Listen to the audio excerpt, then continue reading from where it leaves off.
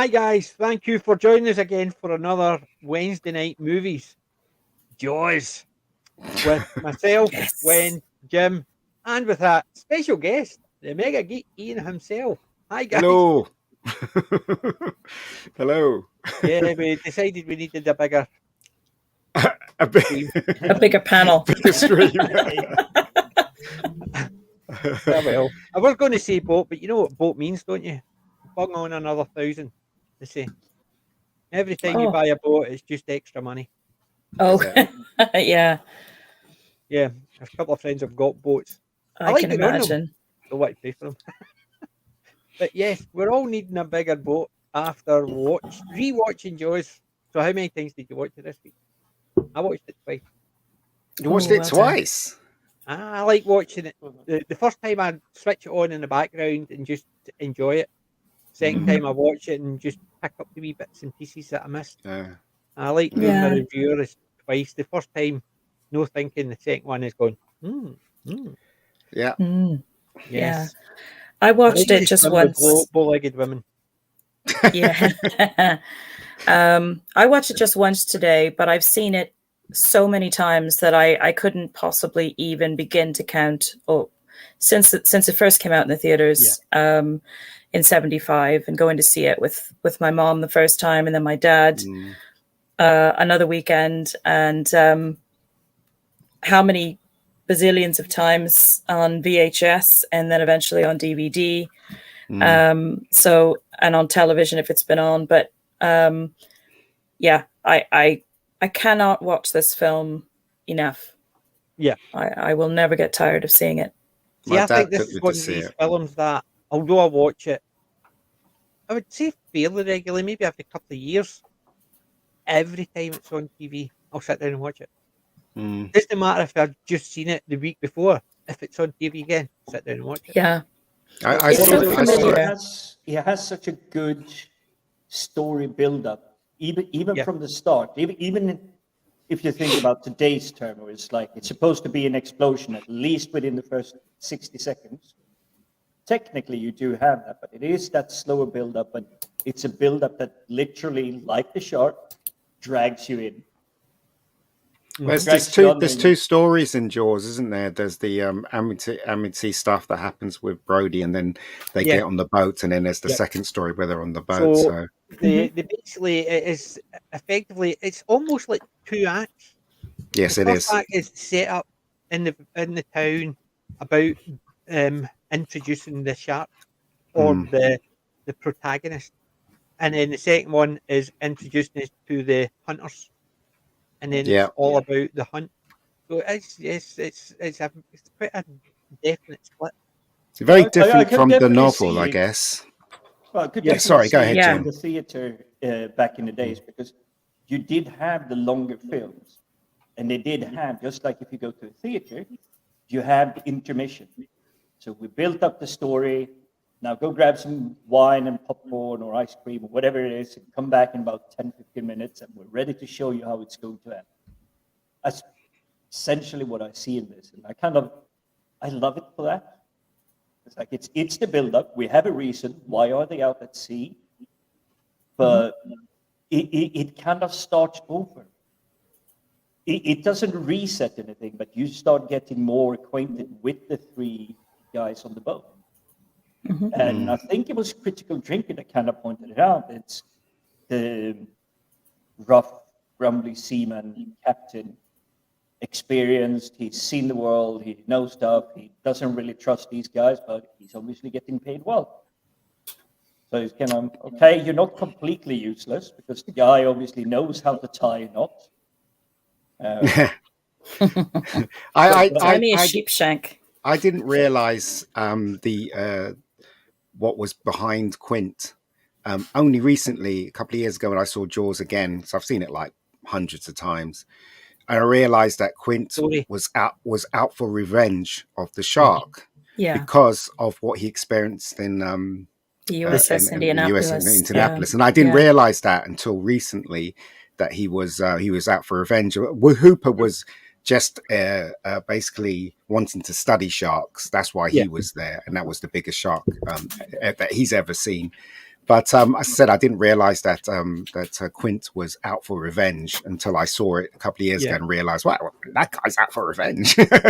So yeah, it's the same with the bit where they're all having a drink, showing scars. Look at this and look at that, and it's all fun and games right up till the tattoos mentioned.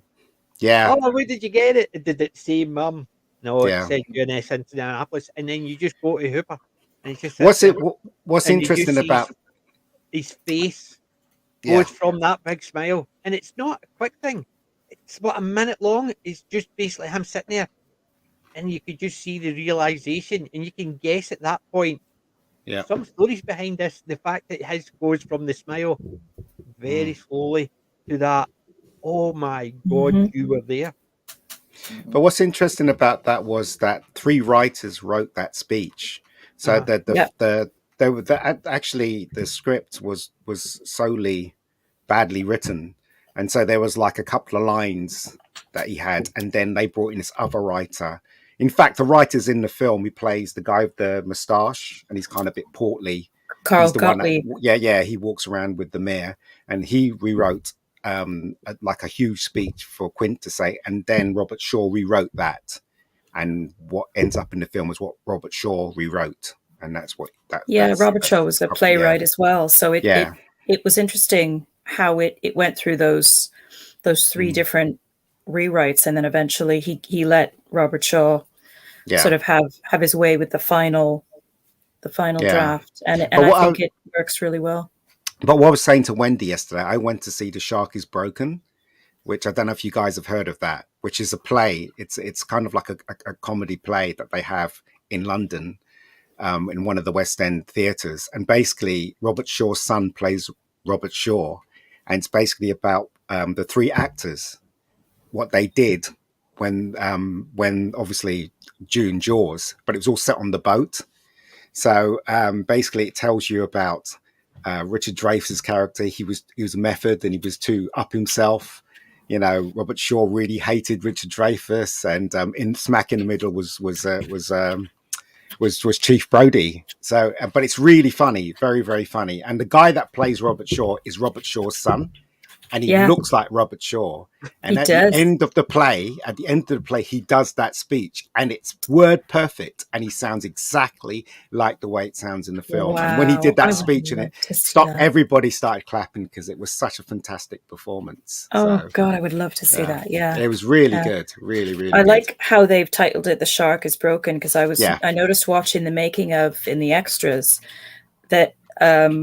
I forget who was saying it. I think it was Spielberg was interviewed, and all they could hear on the radio all day long was "The shark is broken." The shark isn't working, or something like that. Richard Dreyfuss.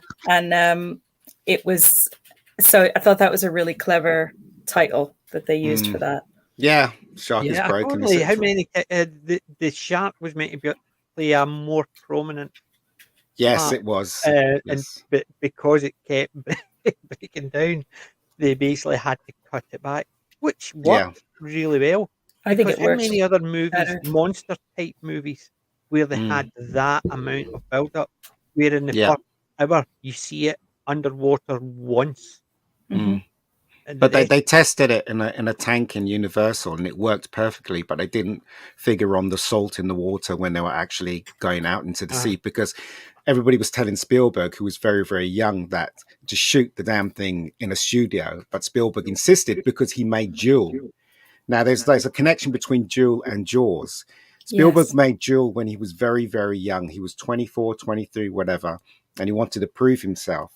So they wanted that. Everybody was saying to him, "No, you can't shoot this in I think it was 12 days. He had 12 days to shoot Duel," and they were saying to him, "Look, just do back projection. It's faster." And Spielberg was no, because nobody would believe it. When we need to go out on the road, we need to shoot the car in the road.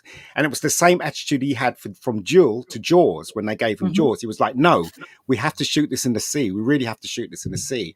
And kind of that almost destroyed the production, because the shark wouldn't work in salt water. It was just kept breaking down. Corrosive. They even mentioned it in the film that the salt water is breaking the machinery. Yeah. But it's the fact that I think it did work. Could you imagine some of those shots that they did. The obviously the end part where even the shark blown up and with a back projector, because Yeah. no matter what, because of the time it was made, it would have looked good at the time, but as it aged, it would have looked worse. Yeah. Whereas it is all there. They don't need to actually touch up a bit here and there because what you see is actually what was shot. And it again, looks amazing. Yeah. And then again, and that's the thing, even despite all of the logistical problems, the technical problems with it, the practicality of the effects always tends to work better. It just gives everything a much more organic feel. Yeah. It feels more real. I hear so many people take the mick out of the shark and say, oh, you know, I can't take the movie seriously because of the shark. And I say to them, well, you haven't understood the movie then. Yeah. Because the film is not about the shark is the main antagonist of the film, but the movie is about the human beings involved. Yeah. The three. And how what is playing out between them and the drama that's going on. Yeah. And the visceral experience that they're having, that And the you look audience at is then having through. And you look at the main drama parts with the shark's not there. It's 3 barrels or 2 barrels or 1 barrel. And that's all you need. The shark's not in the scene. It's just, you know, it's there based on the fact is the barrel. PJ, did you see it in the cinema? Nope. Well, I saw it in the cinema, and in those days, the ratings was U, A, double A, and X, right? That in England before it got changed, and Jaws got an A, which is like a PG-13. Yeah. And I still to this day cannot believe Jaws got an A or a PG-13. How did it get PG-13? You had floating limbs. There's 2 reasons why it shouldn't have. 2 reasons. Yeah. One, the limbs, because you see the leg. Yeah, exactly. Leg, yeah. Yeah, and then you see him picking up the hand, right? But there's also the nudity. Yeah. That normally straight off gets it above a PG-13. Just they had her. The scene where she's running down, taking the clothes off to get into the water. But I thought it was interesting.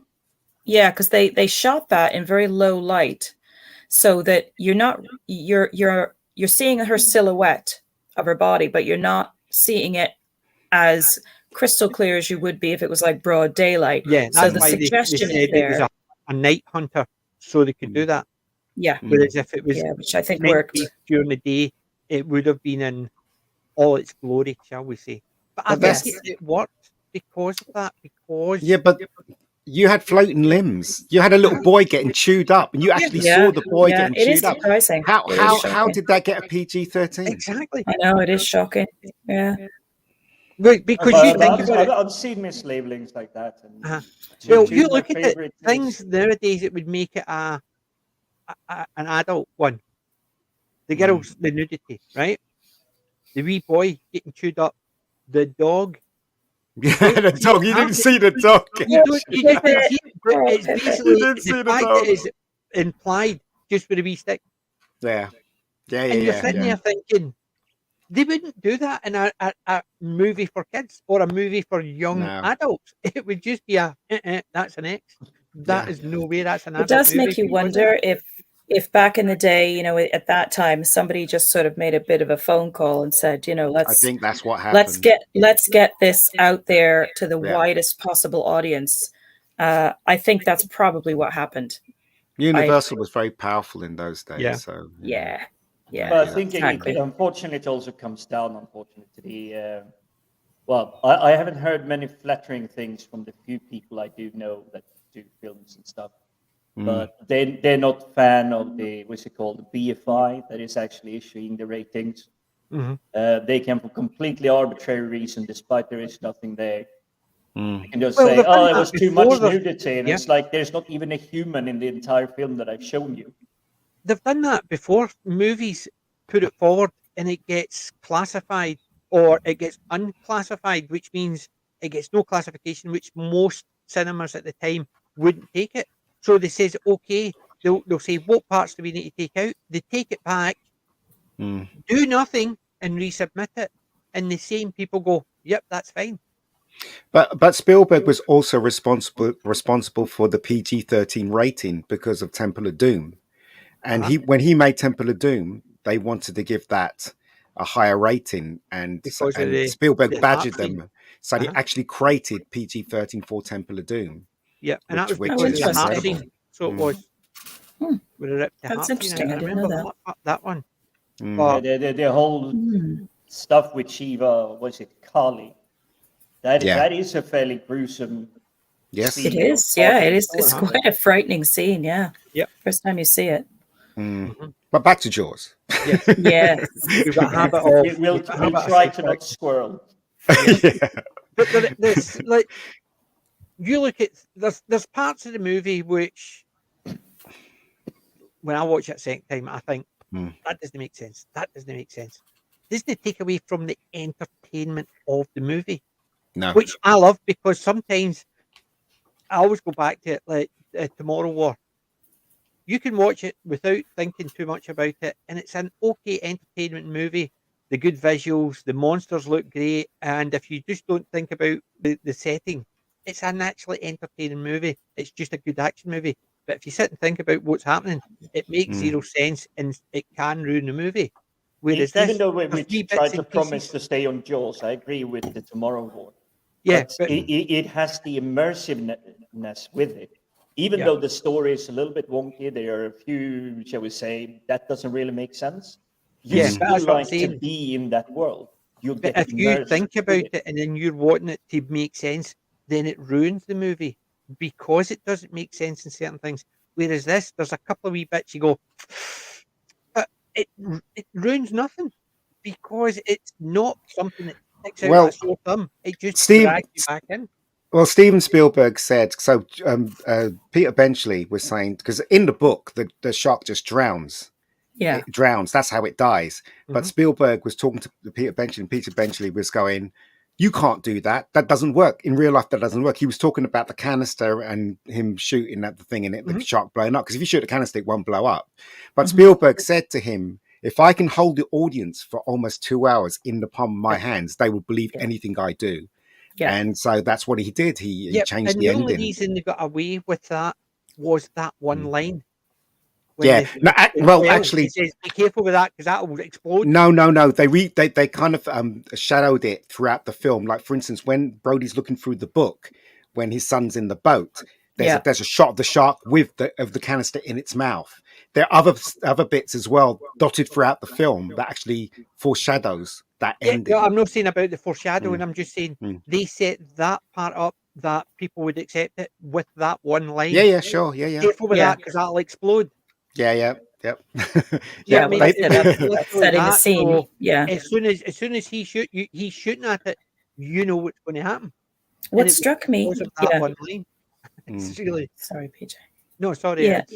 Yeah, sorry. What struck me about that whole bit where where you just said, Ian, he changed the ending of the book, and despite the fact that it's not something that would actually happen, he chose that to give the audience that wonderful sort of so they have something to cheer about at the end. Exactly. Yeah. And what struck me about the statement was that he was saying he was doing that for the audience. He was thinking in terms of what is the audience going to, want to see at the end of this film. They need to have that feeling of that rush at the end of the big, you think about Brody winning. That you think about it, the Jaws exploding. You imagine other movies where they didn't have the big explosion at the end. You imagine The Empire Strikes Back, or didn't. Basically the Death Star just going and then just going dark. People went. No, the Death Star has to blow up. Exactly. That was Star Wars. Empire, they lost, didn't they? It's that idea that they needed the explosions at the end to say, bang, it is done. And you look at a lot of movies, they've always got that big bang at the end. And it's because they could actually just have it away, and people would just go, But you can do it tastefully. And I know we're slipping away from Jaws, but if you look at Independence Day, when the virus has hit and they're losing control and they're just going down, they still not technically explode, but there's the massive like upheaval of the earth and everything. You can see it's really crashing into the ground. yes, So but that is after the explosion. explosion. It's the explosion that brings it. It takes down the shield. No. The mothership gets exploded, but a lot of the ships that are actually down on Earth, they don't explode. They just crash. They're all connected like a hive mind. Yes. So it's basically you still needed the explosion because they still had the big explosions, even if it doesn't affect what happened. They still have that. Hi boys, I'm back. They still had the big explosion. Basically, just so even at that point you go yes, and that's the thing. There's always something. You look at even things like Rambo or things like that. The way he comes in and he kills the final guy. It's not just a case of a fight and the guy goes no. There is the big thing. Has to be the big finale. The building has to explode, and there has to be an explosion down and everything. Yeah, but a lot of people don't realize the genius of Jaws. I'd like to point some of them out to you, if you don't mind, as a director. So, for instance, there's a scene in Jaws, and I think I've said this before, where they all get on the boat and they travel off to try and kill the shark. Now, did you notice the shot of the boat and how it was constructed in the frame? So I'll tell you. So basically, so the shot is from Quint's shack, and it's from the window, and you have through the shark's teeth. Yes. Teeth. That's a marvelous moment. And the boat is going into so basically what Spielberg was saying was that they're riding into danger, and he said it visually. And that's one of the geniuses about the film. It's peppered with loads of genius shots, and which probably goes way over your head. But as I said, this is one of the reasons why I love the film so much. Sorry. Yeah, that moment is actually one of my favorite moments in the film. Yeah, it's that wonderful subtle messaging, where you get that wonderful framing shot through the jaws. Yeah, it's brilliant. Yeah. Sorry, Jim, we were going to say? Go ahead, Jim. No. I love that shot because it's that more apocalyptic thing into the mouth of hell that we ride. That's what he was trying to say. Yeah.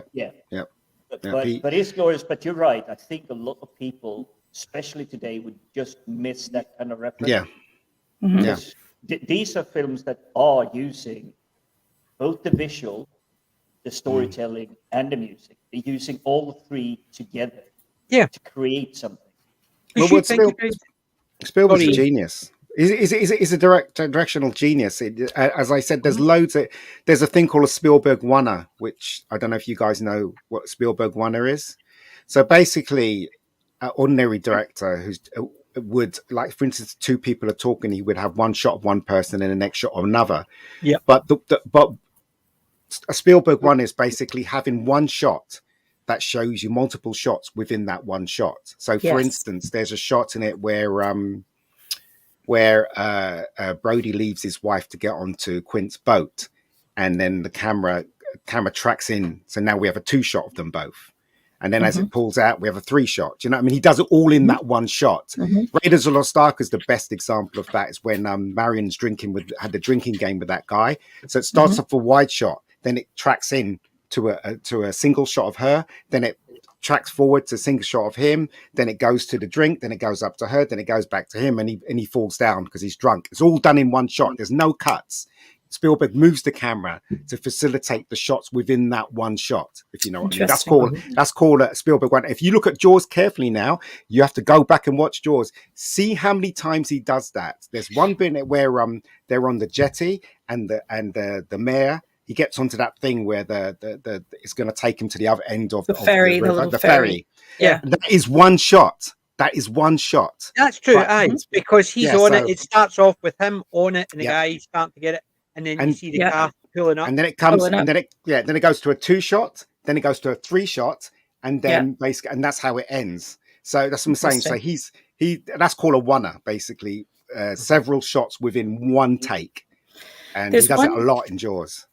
There's one shot, Ian, that I was fascinated by when it jumped out at me again today when I was watching it, is when the Kintner boy, Alex Kintner, has just asked his mum if he can go back on the water, and he then leaves her and he walks up the sand, and then we have the crossing over of the conversations where you can overhear the sort of the loud brassy lady who's always sort of bossing everybody around, and then it tracks past Ellen and Chief Brody, and he goes up on the little stage, and he, you know, the platform to where the rafts would be kept, the little floaty rafts.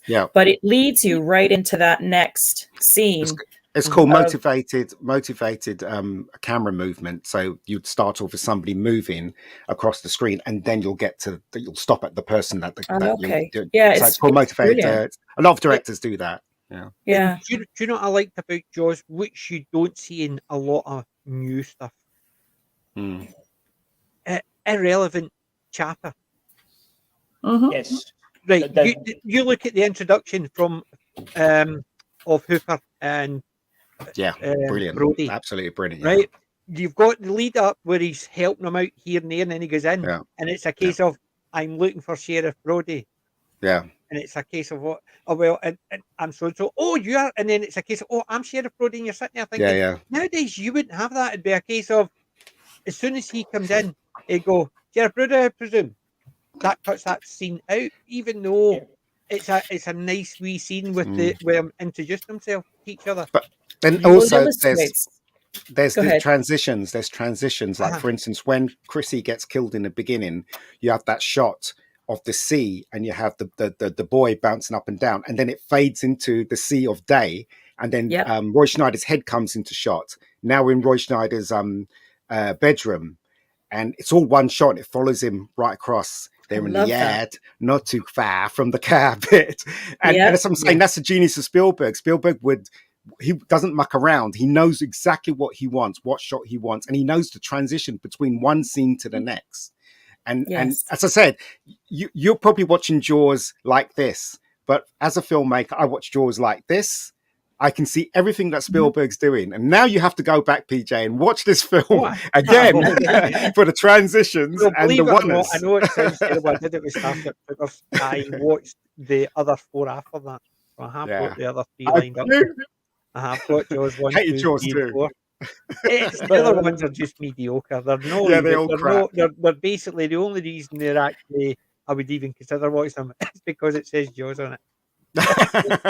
It's just because it's the part of the Jaws franchise. I can just about tolerate the second one. I can just about tolerate it, but it's you can see it's just not great. It's a cash cow. That's what it goes for. Sadly. I did notice that Carl Gottlieb was involved in the sequels. He was, which I was surprised at, actually. So was John. But Spielberg had such a hard time in the movie that at the end he ran away, because they usually have a like a thing party, whatever. He ran away because the crew hated him because he was pushing them so hard, and the budget ballooned, and he was so convinced that his days of directing movies in Hollywood was numbered. So he basically ran away. That's not in the making of, because he'll never say that, but he literally ran away from the crew because they were going to lynch him.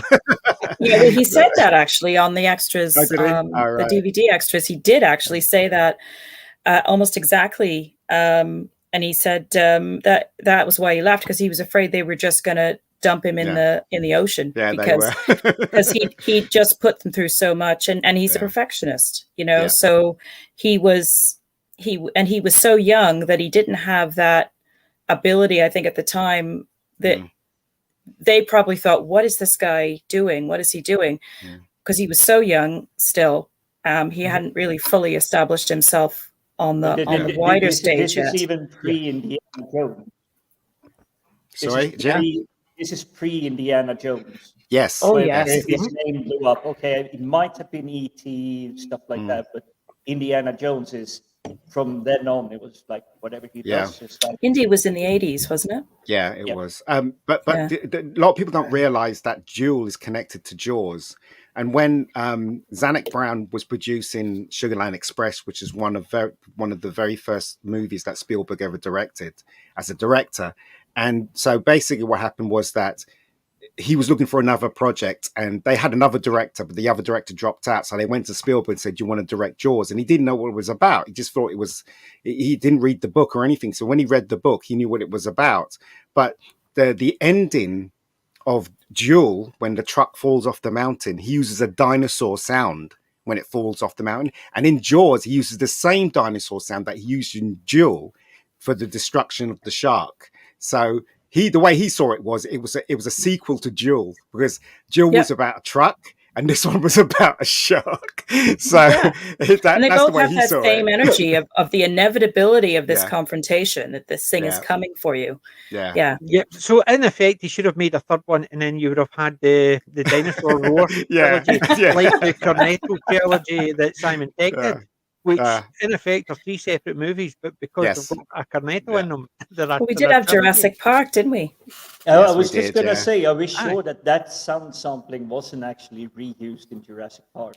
Maybe, who knows? Probably was. Yeah, There you go. We've got the dinosaur roar trilogy. Yeah. Well, it's a great film, though. It's an absolutely terrific movie. It is. It's I love Jurassic Park. For me, was probably the same for people that were old enough to appreciate Shark when it came out. Yeah, because you looked at the dinosaurs like. I mean, I'm half decent. I kind of know what you can do with a computer, but that is just stunning. That was just so impressive. Yeah, it was. All the dinosaurs, even the T-Rex.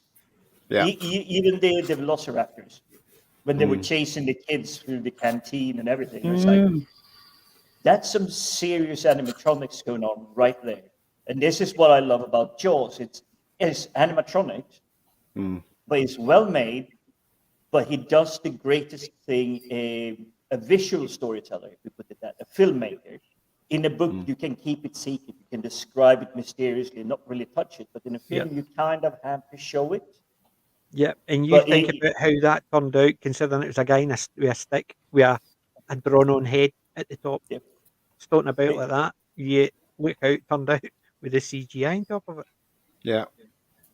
Imagine them when they're filming it, the ones at the back just sitting there going, I'm not going to laugh, because these guys are staring up and terrified with a stick, a balloon or something. It's that thing. It's the way they act with these things. It's amazing, considering what we know at the background. When we see it on the TV, you can understand why they're acting terrified. But when they're acting terrified, they're doing it with a guy with a stick. Well, Phil Tippett was hired to do animation for the dinosaurs in Jurassic Park, but there was this one lone guy in ILM that was convinced he can do it via computers. And he went to the producers, and the producers said, no, we've already hired Phil Tippett to do the visual effects. And so he was so upset that he actually went and he'd spent all night trying to make this wireframe skeleton of a dinosaur walking, and he completed it. And they still didn't want to know. And then when I think it was the head of the Universal came in, he snuck the film in because they were going to watch some footage, and he stuck it in. Yeah, he snuck it in, and then when they played it, they were like, "What is this?" You know what I mean? And they were all amazed. And he got told off for doing it, but they realised that computers was the way. Sometimes that's how you to ask forgiveness than permission. Yeah. Yes, absolutely. He went over the special effects guy's head and did it anyway. But when Spielberg saw it, he was like, who done that? And that's the way to go with this thing. Can we put skin on the thing? You know, can we make it look real and stuff like that? And and it was this one guy that was responsible for the computer generated stuff that we've got today, or the start of the computer generation stuff that we have today. Yeah. So that was the fact that they've let CGI take over so much. And I can understand it costs so much less to do something on a computer today. You can get a 20-year-old kid to build a fantastic planet or city, and it'll take them 2 days. and then just rendering and getting some lights in the windows and everything. It takes them no time at all. Whereas it takes them a long time, mate. It doesn't take 2 days. Depends on the quality, depends on what you want. So it does take a long time to render. Independence Day, when the main tower blows up, the first that was model. Gets shot, it was a model, but it was a model set this way instead. So when the fire went up, it actually went up naturally, and the camera just needed to just yank up. But complete practical. That's interesting. Really gorgeously done. There was a lot of models in that film. Yeah. A lot of practical effects look great, but there even we're all aware that certain times practicality just won't cut it. Because could you imagine them trying to do practical effects for things like Jurassic Park? Yeah. It's just wouldn't have worked. Even with the claymation type things they used to do, they just would not have worked. Like the CGI worked very well because of that. Well, they did have animatronics. They had that shot where the dinosaurs hitting the Tyrannosaurus hitting the car.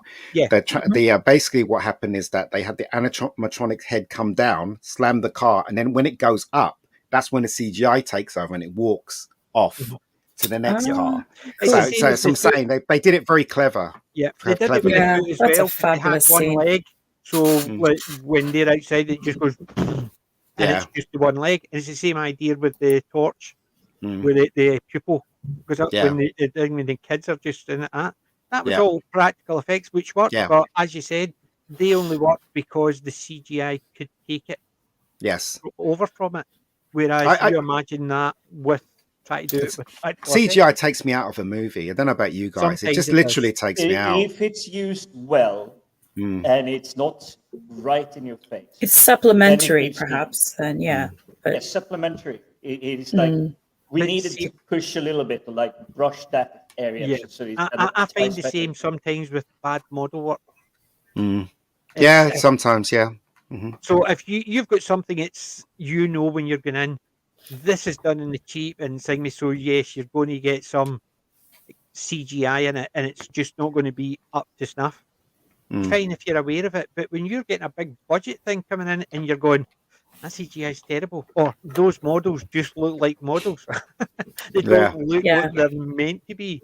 Best practical, although not the most budgeted ever, Fraggle Rock, Jim Henson. Absolutely gorgeous. Those were superb. I used to have I bought a dozer. I used to have a dozer because they were great, because the practical effects of the dozers were just so well done. It's great when you've got that, but even things like even going back to Jaws, the shark, people take the mickey out of the shark, but considering how sparingly they used it at the end of it, how powerful the visuals of it are, still. Even though it does look plastic at certain points, it does look plastic, but by this time in the film, you are so scared of this shark as well because of the fear that everyone has. And then it comes in through the side of the boat, and you actually get a human right in front of the jaws, and it's opening up, and you can see it's like he could swallow him whole and not even notice. I think we're so invested. Yeah, we're so invested in the film by that time that we've kind of let those things go a little bit. Whereas if it was a different film, that perhaps wasn't as well done, it would take you out of the moment a little bit. One thing I wanted to ask you guys, if you've ever heard this, and it's something that I love to look out for every single time I watch this film, is the shooting stars that were added in, the sort of falling stars. They weren't added in. Because there's two. That was.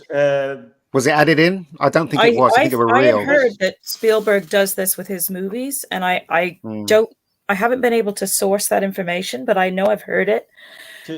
There's two falling stars very close in time on when they're out on Quint's boat. Yeah. And there's one scene where the shark has just done something and just really terrified them, and Brody is going for his gun, and Hooper's on the top on the top, on the top, and he says, "Hey Martin, you okay?" And the minute he says, "Hey Martin," the one star goes across, and then a couple of minutes later, it's like a pullback shot of the ocean and the boat in a in the orca in a distance, and up in the clouds you can hear Quint singing from inside the boat, and at a certain point of his song, and I can pinpoint it when I'm watching it, the next one comes over, and I love those moments because they're like these little, I don't know how to describe it, but I find them really magical. They are where they basically they're just after they've told the stories, the shark hitting the side of the boat. Yeah, it's. I think they're real though. I don't think they were added, Wendy. I'm not sure. I'd be amazed if they were real, because there's one I noticed with the DVD, not the DVD, with the Blu-ray. They've tweaked it. Yeah. With the Blu-ray, the first one has a little pinkish red tinge to it when it goes across the screen, and I've never seen it with that pink tinge. It's always just been the same tone for each. Well, it could have been a grading. Like a white streak. Yeah, it could have been a grading. I've got it on the other screen at that point. I'm just actually looking out for it. Yeah, I know exactly where they're going to come. I can literally recite the whole script. It's definitely there. There's two mistakes in Jaws, right, which people have not pointed out throughout the years, and I know this film like the back of my hand. The first mistake in Jaws is when they're trying to fix the boat, and Quint says, "Move the the wheel." Yeah. And he says, "It can only move 2 inches." He says. Then the shark attacks, and then that's the boat's moving. He's moving the wheel. Yes, so that's mistake number one. Mistake number two was the when they put the third. What's that? Barrel in. No. Yeah. Well, you've got two of them tied off to the cleats at the back, right? And you see they're tied off to the cleats, and the boys are at the side, and then that one is flying ahead as with the boat's getting pulled backwards. That's a way ahead. Then later on, you see them popping up together. So it's almost like they've all got the same size of rope, but that one, for some reason, it's but those mistakes are well known. But I'm talking. There's one mistake in there. If you look very closely, is when they pull up the cage, and they pull it up, and then he lets go of it, and the cage goes into the water, and you can see in the background, Roy Scheider walks towards the door and stops, like somebody says "cut," and it's there for like half a second, but you notice it. So look at it again, right? Look at that scene. Look at that scene. Roy Scheider literally stops, like the director says cut, and he literally stops. He doesn't go through the door. He stops in the background. I just think that's really weird. So that's interesting. That's one thing I'll have to go back and have a look at. When you're talking about this part here, I've cut the sound just basically. Yeah. This is the part where he's taking he's getting his gun. Yeah, here it comes. They're gonna. Dreyfuss is gonna come into shot in a minute. Yeah. There he goes. And it's just now watching the top. There it's there. There it is. See, it does have the red tinge. Yeah, just there as it actually comes across. And but that's a real. I think it's a real shooting star. I think it is. I think it's a real. There's such a part of the scene that stands out to me as well. Because if you look at Rob Schneider, he looks very much younger, more made up. Everything. If you compare the scenes before and the scenes after, this is very much downgraded, color graded, all of these things going on. And I can tell it's a fake night because of the color grading that's just put on top, because the lighting is far too even, which is usually what they do. They shoot it during daylight, it just close to dusk or dawn. So they have good enough light to capture everything, but then some poor schmuck have to sit in the editing room. It's like paint it a little bit darker, a little bit darker, a little bit darker. So, yeah. How would that have worked with the shooting star then? I think that was shot in the night, but they didn't really have to. 1975 we're talking about 1974. Didn't really have the technology to do that. The only way they can do that is basically, I guess, go to the cells of the film and adjust it that way. But it's lower exposure. You don't expose it fully, but you do have the original, and then you have a lower exposure one on top of it. so it adds the darkness of like the yeah, you can do it that way, but I don't think that was day for night shot. I don't think it was. But anyway, I might be wrong. Who knows? No, but the thing is, we know that when they are doing that, that's just due to the fact is throughout the day they can actually do that because they can film it without having to worry about they've lost their light. Because you look at it sometimes when they need it at a set time of day, they try and film it before it goes too dark that they can't film, but it's too light that it's not meant to be dark, and they've got a short time frame. Yeah. So when they do that, we are aware that sometimes you need that practicality because you can't actually film a movie. Those parts, how many nights would they have to film just to get a 30-second thing? Well, they would club all the stuff together though. That's night, wouldn't they? And they'll try and shoot that in one. Yes, not but one scene, it's meant to be happening over like maybe yeah. It's basically how many times they would shoot. They maybe have 10 nights all down to a 30. They schedule it that way. They'll schedule it that they shoot all the night stuff within one thing, and then basically the rest is the rest. But you know, I mean, as I said, right, Jaws is a genius film. As I said, there's probably a lot of stuff that you don't see until it's pointed out to you you know how great this film really is. And the same thing with every Spielberg film, as far as I'm concerned. Spielberg is a genius director. Hitchcock obviously was good, but Spielberg actually brought he actually spoke to the audience. And the thing about him is he was always into families because he came from a broken family, so he was always champion families, the dad, the mother, the children, you know. So you got Jaws, you got Close Encounters was the same thing. You know, you got all kinds of, you know, things. That's interesting because I know the book obviously has expands more and adds sort of an affair that Ellen Brody has with Hooper, which thank God they didn't put in the film, because the way that the film plays out, as you just said, in terms of his focusing on the family element is so beautiful. The wonderful scenes at the kitchen, at the dining room table, where he comes back after the day that he gets slapped in the face by Alexander's mother, you know, and he comes in and his little son, his youngest son, is there, and they go through that whole miming thing, you know, at the table. And that it's magic. It's absolute magic. And even Ellen Brody's character, you know, she sort of stood there watching it.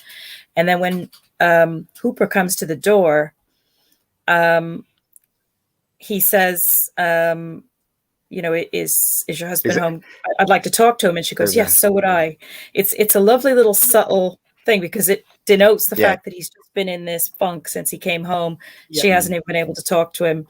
There's also that aspect of it is where he's shouting at the kid, get out the boat, that one. Get out the boat, get out the boat. And she's saying, oh, he's not in the water, he's not going to get into the water. And then she's talking and he's going, well, and then she's looking through the thing and she goes, get out the boat, you heard your dad. Yeah, it's a great. After what I love through the same book. I like how Hooper goes, has anybody eaten that? That's it. And he just goes for it. He just grabs the plate. Like, even, you know, and they're just so too shocked to really worry about it. He just goes, glug. He goes, oh, never mind then.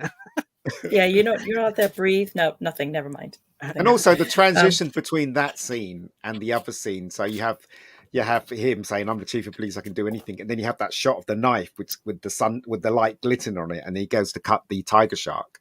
As I said, you know, Spielberg's a genius. He goes from one scene to the other, and he does a transition between them both. Most of the time he does that, not all the time, but I notice all this stuff. As a filmmaker, when I was growing up, I wanted to be a filmmaker. I had no clue how to be. I'd learn off him. I learn off Hitchcock. I learn off Orson Welles. But Spielberg was the one that spoke to me mostly than the others, because he found a way to the ordinary person's heart. Do you know what I mean? You know, from Poltergeist to E.T. to everything that he made, it connected with you as a human being. And I don't know, it's for me, but I don't know about you guys. You know. Yeah, I think I sit there. I'll see that scene you're talking about where he's cutting the shark open. To me, that scene in Jaws is far more realistic in like maybe run some of the other ones you've seen, where they basically you see them cut the shark open, and suddenly it all flows out, and you see the body parts and did that. Yeah. With that, he's cutting it open, he's giving it oh my god, it's the stink. So it's stinking, and then pulling bits out, and it's not a case of you go cut and it all slides out. There you go. How easy was that? You need to see it, and it's Brody's reaction as well, because he's sort of a little bit back from it. Stuff like that. Yeah, and that was more realistic because of that, because it didn't look as if it was just a set piece. Right, just do that, and everything will fall out. It got some wonderful lines in the film. I like the line where he says, well, what kind of a person who doesn't like water would live on an island? And then Brody says, it's only an island if you look at it from the sea. It's a really good line. Do you know what I mean? Yeah, that's it. It's only an island if you look at it from the water. Yeah, from the water. The thing is, I've heard that before, and I can't remember where, but it was a similar line. No, it was a similar line. It was a case of what type of person would you can't swim and you live in an island. It wasn't about you don't like water. It was a case of you can't swim. He says, aye, but the island's not going to sink. It was a very similar thing about that, and I think it was after Jaws, and I'm wondering if somebody had seen that and thought that's a very good line. Yeah, and because they were about an island, so they can have somebody that doesn't swim on an island. What difference does it make if I'm never leaving the island? It's solid ground. It doesn't look like an island from where I'm stood, so Yeah. Now that you mention it, I think I've heard that kind of dialogue, two different perspectives. Take it like a coin. There's two sides of a coin, but they're still the same coin. But one side of the coin will see something completely different, and the other side will see completely different. And I think I've seen that in quite a few films. But I think this may actually be where the origin comes from, where it is like, well, it's not water around the. Well, if you're standing on the island, it's no problem. But if you see it from the sea, it's an island, or from the water, it's an island. One of my favorite scenes is after they cut the shark open, and of course Hooper says, we've got a good chance of spotting him, if he's a night feeder, and Brody's like, where are you going? He's like, I'm going on the water. He's like, oh, I'm not drunk enough to go out on the water. Get in the water, yeah. Yes, you are. No, I'm not. Yes, you are. But then, what I love about this film is that you have the wonderful humor of that exchange, and then they get on to Hooper's boat, and there's this a few moments of dialogue, and then all of a sudden his fish finder starts going off, and he first sort of discounts it, and then all of a sudden one of the most wonderful things about this film is John Williams' wonderful score, because the music takes you right to where the scene changes, and then the music changes because he goes, there's something else out there, and then the music comes up, and it's that murky darkness where they're in the night, and the music just that is one of my absolute favorite scenes in the whole film, and I have so many. But that's when they find Ben Gardner's boat, don't they? They find Ben Gardner's boat. Yeah, a couple of minutes later, because that's what he picks up on the radar. When I went to Europe, I had a brief period of the summer where it was like, you only need to attend this between 9 o'clock and 12 o'clock in the morning. It was like perfect. So I was doing like bar work and shop work in the evening. So I thought, well, I'll get some extra credits. And I signed up for a guy that liked watching old films. And he was vehemently against using music and like instrument in the background. He was always going on. It's like, you see this scary scene coming up. They're starting to stroke the violin. It's like, but he praised John Williams. Always. He said, this guy knows what he's doing with his music. He's keeping the tempo down. It's never over the top. And if we even take Jaws, everybody knows the ta-dum, ta-dum. But that is not actually really in the film. It's subtly baked in the background, but it's never pronounced over the top of any scene. Yeah, and to me, that's a good theme tune for it, because if it's subtle, that you don't even notice it, but as soon as somebody does the tune, you know exactly what it's singing. Because I think as I was growing up, music in movies, I never even noticed any. It doesn't bother me. Even now, it doesn't. I'm no one for all the music in the back, but if it's not there, I'm aware of it.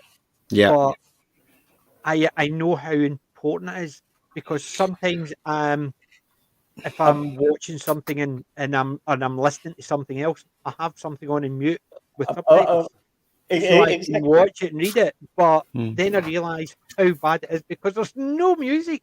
You don't hear the music in the background, and it even though you're not listening, you're reading the text.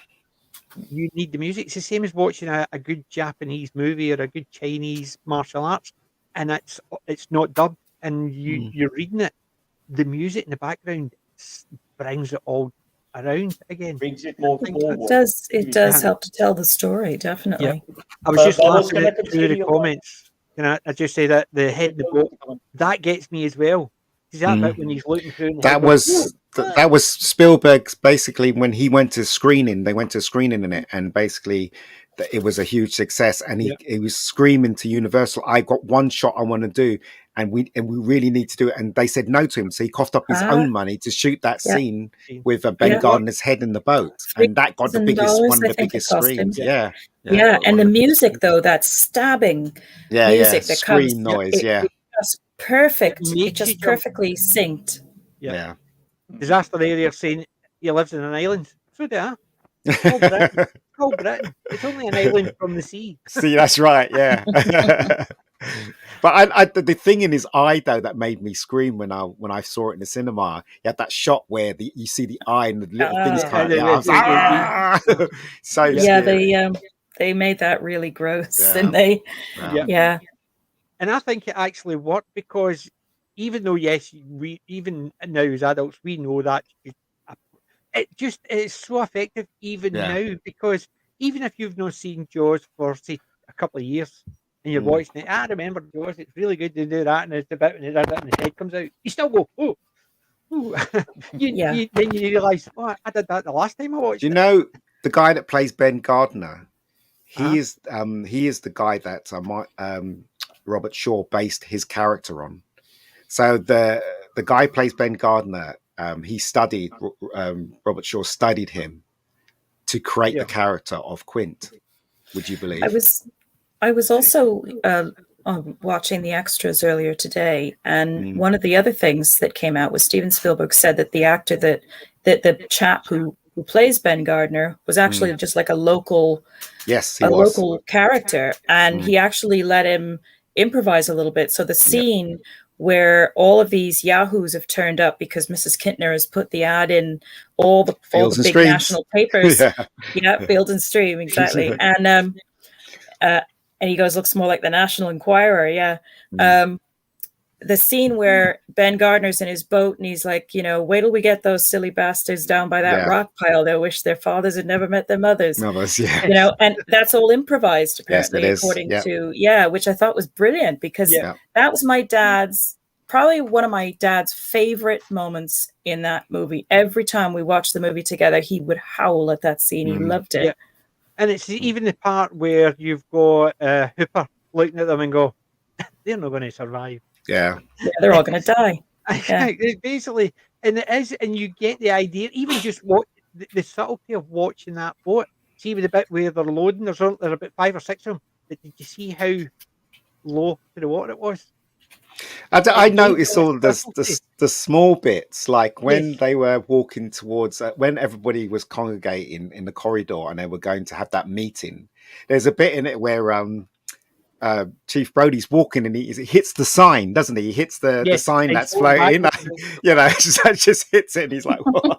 And as he keeps walking, and the bit where he goes into the to do the signs, and he takes the brush and it falls off the shelf. That's a brilliant scene. That I reckon that was that just happened, and they just kept it in the film. I think it does, because they've been told to do that, so he's getting his hands and he does that and knocks over.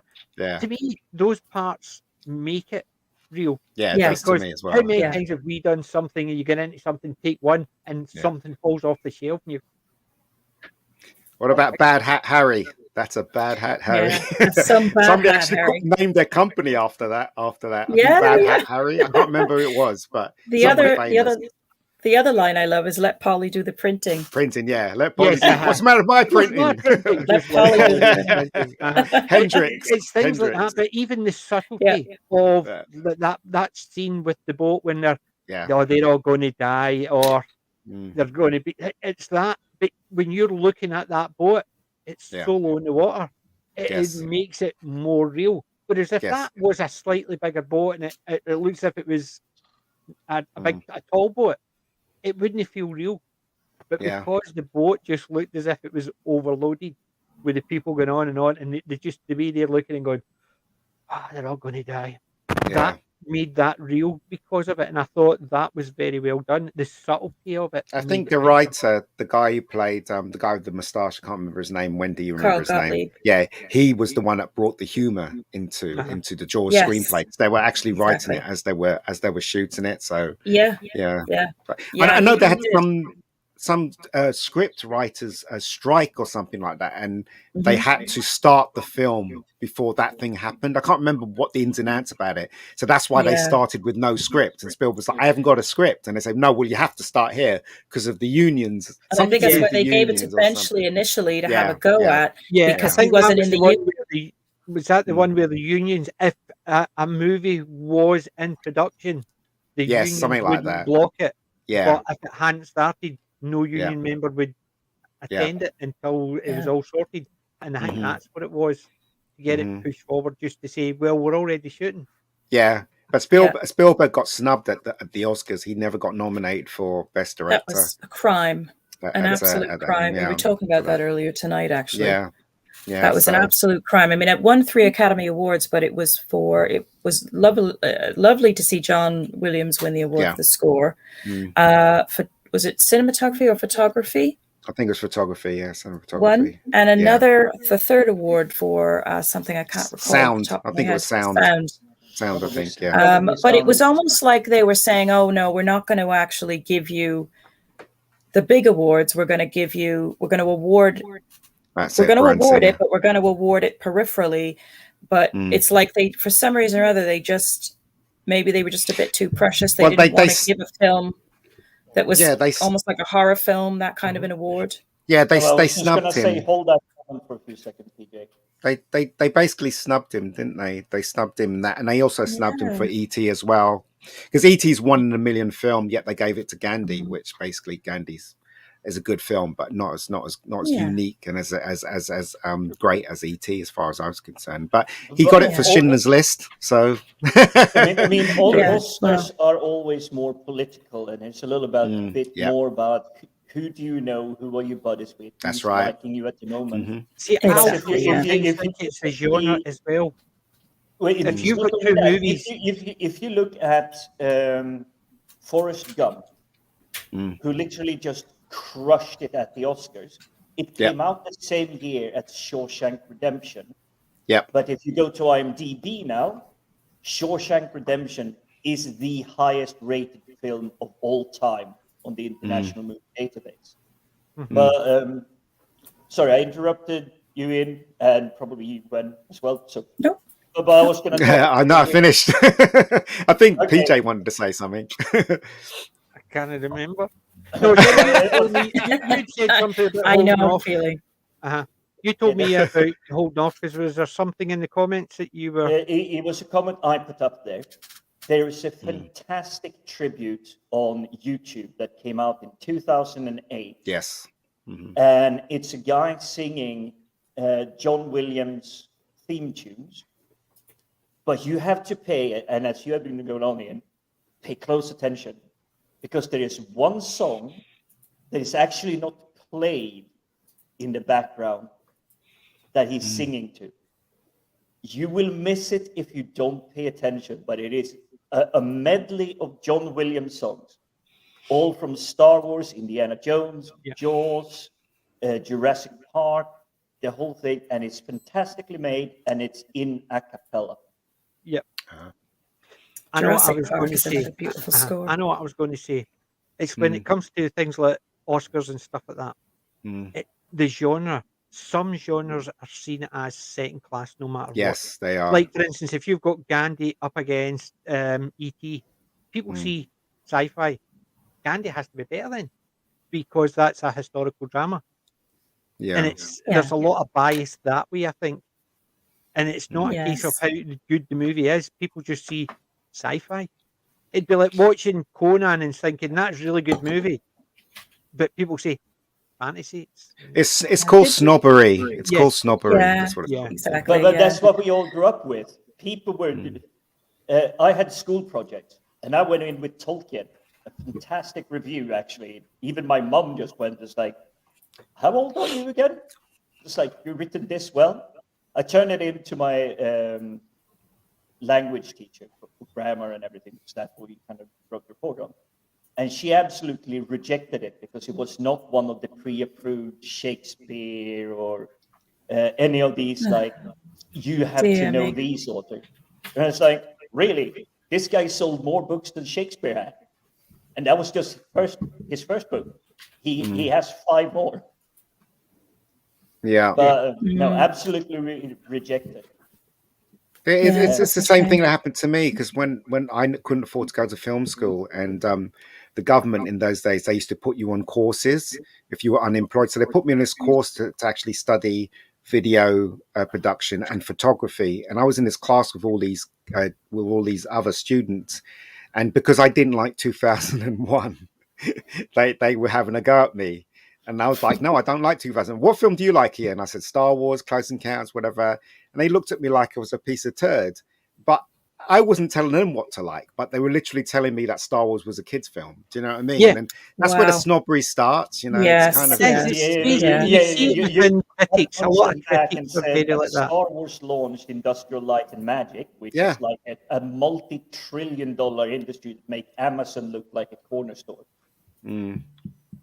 Yeah. Sorry, PJ, what were you going to say? No, I was just saying it's basically critics. That's why a lot of critics nowadays are dropping, because at one point critics were seen as highbrow. People would listen to them because these people are sophisticated. They know what they're talking about because they've been to film school and all that. Whereas now there's people who aren't as highbrow, but they've been to film school, they've directed, they've produced, they've gone to night school, they've watched thousands and thousands of movies. They know what they're talking about with the movies, but they don't. It's not a case of, well, you see, this genre doesn't work because it's this genre. Sorry, a movie's good if a movie's good, and you get people who are that, and that's what I think it is. People are now realizing it doesn't matter what the genre is. If it's a good story, that's all that matters. Well, if it's a good film, if it entertains you, as far as I'm concerned, then I would say, the movie is good. If it doesn't entertain me, like for instance, 2001, I was bored silly watching it, even though it was a unique film and had great special effects in it. I was bored. So, that's why I really don't like it. I think it's an okay film, but it's just not, for me, it didn't entertain me. It didn't drag me. I didn't care about anyone. I thought, I liked it because I read the book.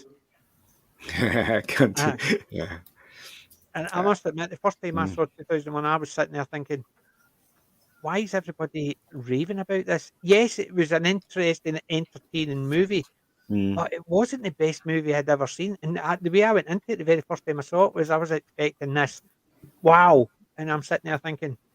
But wasn't it part of a phase that it was not just Hollywood? If you recall what a lot of people dislike about Star Trek, the motion picture. I was going to mention that. Yeah, I know where you're going. Because it's like that 7.5 minute long scene. There is no dialogue. It's just music and visual, like spinning around ships and the shuttle flowing. It's the same in the 2001. Well, that scene was directed by Doug Trumbull, bless his soul, because he died recently, and he was given full reign to direct that scene. So he basically is a huge fan of Stanley Kubrick, and he worked on 2001. He was responsible for visual effects in 2001, and he always said that Stanley Kubrick would say, if you can show something visually, then that's more important than dialogue. So when he was given the chance to direct that scene in Star Trek: The Motion Picture, he took full advantage of it. So it's basically showing the effects. That's what it's there, and the music, Jerry Goldsmith's music. Yeah. That's why it's like, I think it's 3 minutes long, because he just wanted to do the 2001 thing. I agree, and I get where that I completely appreciate where he was coming from, but like, I think what I agree with what Jim is saying, because I think with that film, I just didn't feel right to me, that film. No, it didn't nor me. It bored the heck out of me as well when I was watching it. And I can definitely appreciate where they were going with it, what he was trying to do. And visually, it's stunning. But the length of time, like Jim was saying, that they spent, going all the way around the ship, which was a lovely homage to the Enterprise. It was beautiful, but it just went on for a bit too long. Of course it did. So that kind of takes me out a little bit of that film. I don't hate it. I can watch it, but it's definitely not. Yeah, got the wrong director. They got Robert Wise to direct the film, and Robert Wise directed West Side Story. How can you go from West Side Story to Star Trek: The Motion Picture? It's just ludicrous. Yeah. But see, the thing is, something did it better than the Starship, where they took that amount of time to go around the ship and see everything. Galaxy Quest. They make them down in the lift. Brilliant film. Yeah. It's basically the way it came down and revealed the ship. Yeah. It's reminiscent of Star Trek, the motion picture, but it was done a lot tighter, which made it sort of more interesting. But we also got a really juicy look. And I think that was what they were trying to capture in the motion picture. It's like, this is what the ship looks like. And in Galaxy Quest, they managed to achieve that in such a short time, because you could probably go into a toy shop, anyone in the panel or in the chat, you can walk into a toy shop and it's like, that's Galaxy Quest. That's not Star Trek, that's not Star Wars, that's Galaxy Quest.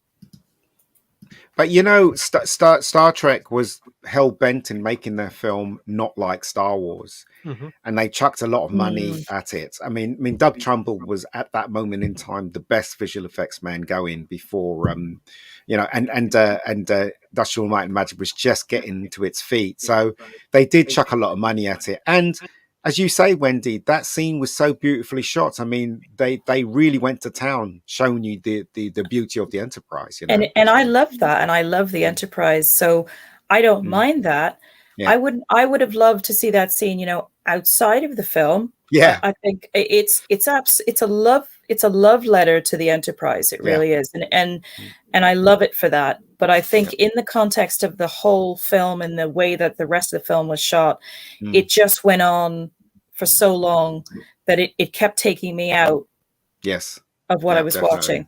So, but the Enterprise scenes itself, I mean, you could never, ever get tired of looking at the Enterprise, But yeah, that's of all the Trek films, that one. That's the weakest, apart from 5. Yeah, do you know? After 4, they start going a little fuzzy in my mind, because it's been so long since I've seen anything after 4. 6 was great. Yeah, I think Wrath of Khan is the best one.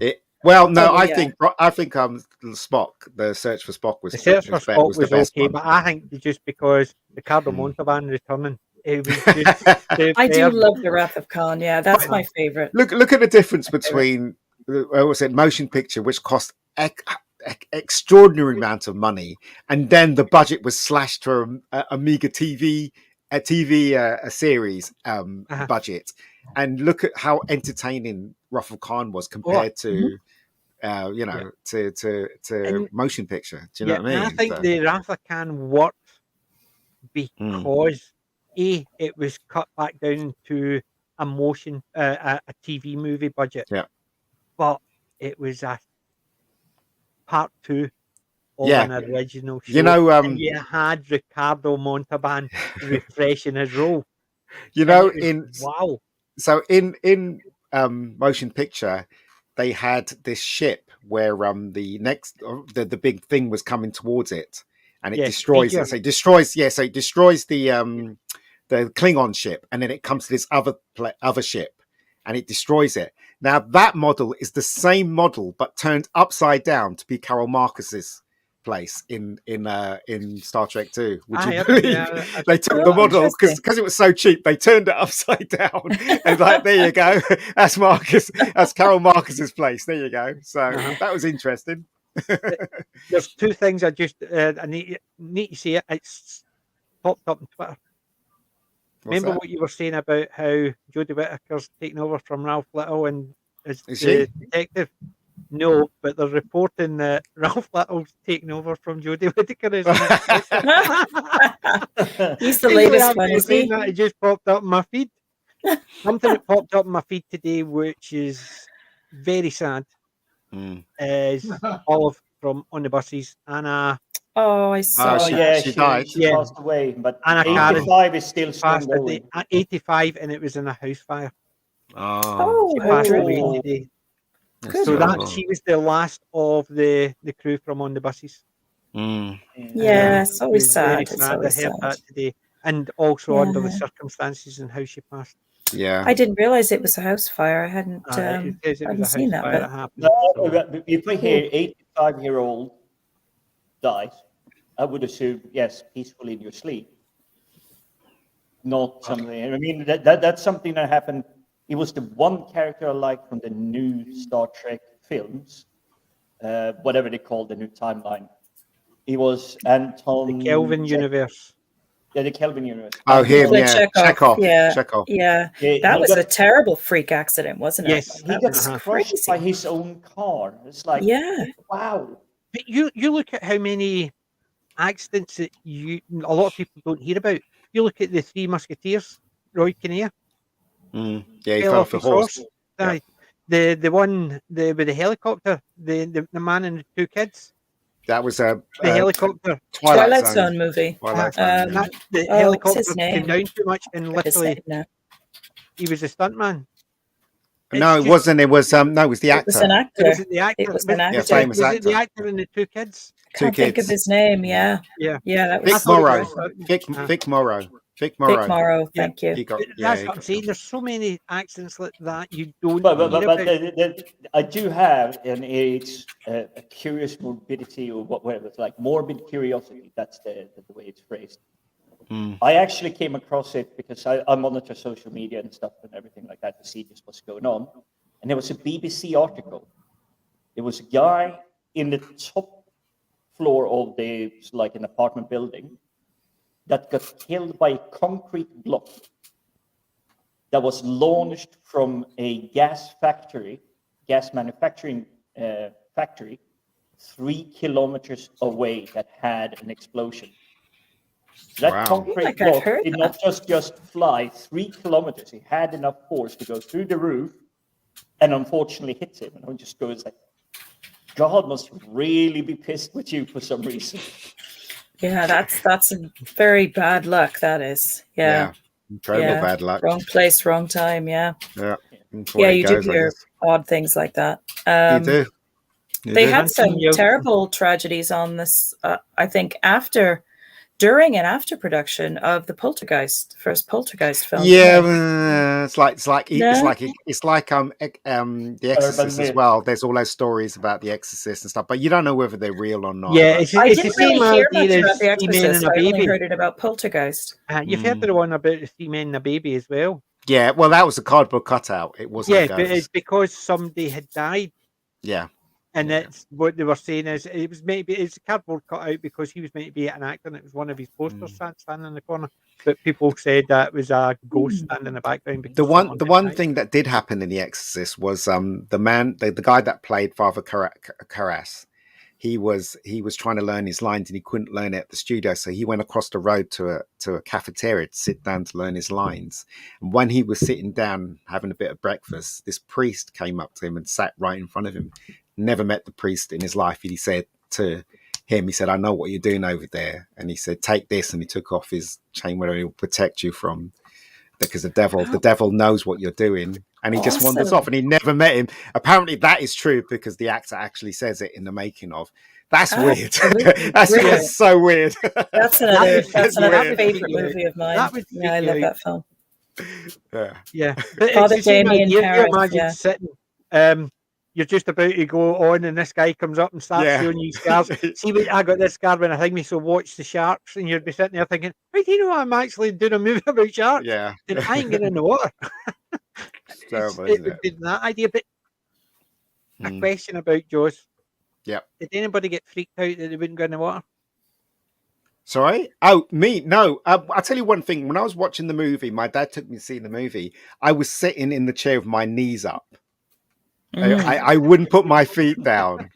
Yeah. That's how scared I was when I was watching it. Yeah. You know, so I was already freaked out by going in the water, so I didn't really change that. I already hated being in the water. See, the thing is, remember, I live in Scotland, so we don't really go into the water. yeah, not unless you're a masochist. I wasn't freaked out, but I remember seeing so many headlines, like front page, film makes people not want to go swimming. Yeah. And it's like, what? I actually knew someone when I was younger who didn't even like going into the swimming baths after seeing Jaws. And I'm sitting there thinking, how are you going to get a shark in there? Yeah, but you know what? It doesn't matter. You've made me remember now, PJ. I very rarely would get in the water because I hated oddly enough, many, many years later, I ended up kayaking loads, and even one day out on the ocean, and I love it. I love being on the water. I don't like being in the water. And same there. In the water too many times. Yeah, it scares me. When I was forced at some point or another, either in summer camp or whatever, to try and get in the pool, I did used to have that horrible sort of feeling. Yeah, your imagination. Your logical mind is saying this is this is a pool. There's no life in here, but your imagination, depending upon how strong it is, and mine was pretty strong, would still imagine a huge giant squid or a shark or something coming up from the bottom after me, and maybe that's why I hated the water so much. But don't watch Primeval then. Don't watch Primeval, the TV show. Oh, I love Primeval. Especially with that guy, it's actually that much water and he's fixing the plumbing. Oh, yeah, I can watch it. The sea scares me because it's so vast. That's what I mean. I can stand on the beach, but I'll never go in the water. But it's so vast that you realize how small you are when you look at and the vulnerable sea you in are. the world. Yeah, and how vulnerable you are. And that scares me. So. Curious question, Ian. You're getting picked for the Apollo crew to land on the moon. Yeah. How small do you think you would feel if you go up there and see the Earth actually just shrinking in the rear view mirror? Well, a lot of astronauts says that when they went up, it changed their whole perspective over life, because they'd look out the window and they'd see the Earth and how beautiful it is. And then when they come back down, the whole perception of the Earth and things and whatever is completely changed forever. Well, you know what I mean? You think about it. It's good therapy. In those capsules, how many people were in those capsules? Maximum 7? Think so. So when they're looking down, they're effectively looking at the entire population minus 7. Yeah. There is a meme. There's a photograph of the moon. Yeah. And the caption is going, the entire length of humanity is captured in this shot minus one person. The guy that took the photograph, because he's standing behind the camera. He's the only one not captured by that photograph since the dawn of history. That's crazy. Yeah. Life, but I must admit, Colin had said that there was the read that the film caused the literal massacre of sharks. Unfortunately, it did, by morons who can't differentiate between a fictional story and don't take the time to learn about.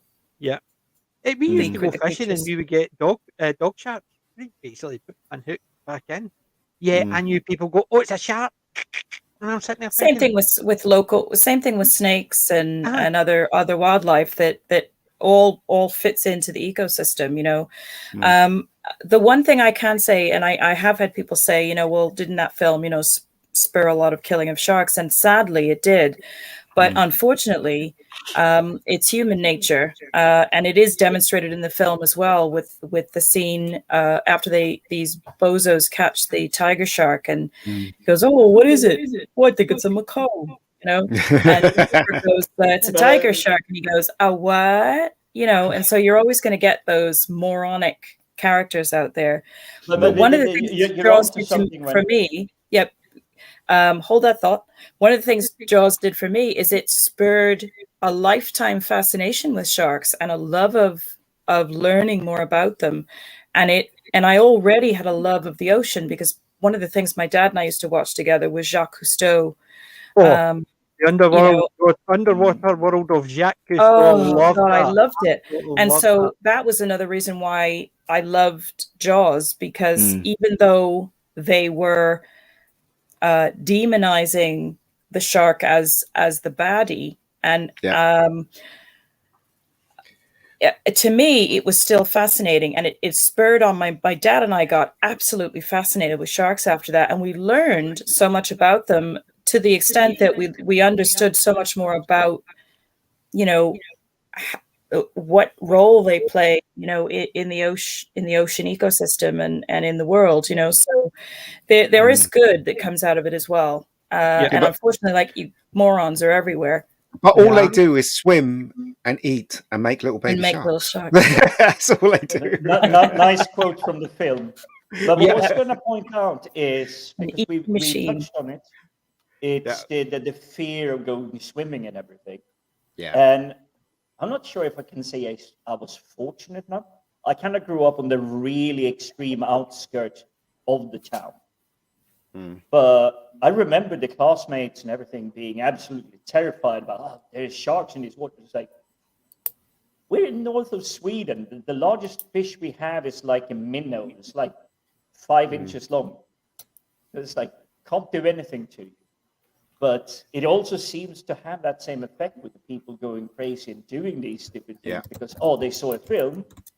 They seem to kind of be the shelter, the living in the concrete jungle. There's like protection, defenses, and everything. And it's like, they're not even seen a wild animal and not go, it's like, oh, maybe I should back off. And I was like, no, that's a 600-pound wild boar. I'm going to go up and pet it. And it's like, that's headlines tomorrow morning. Yeah.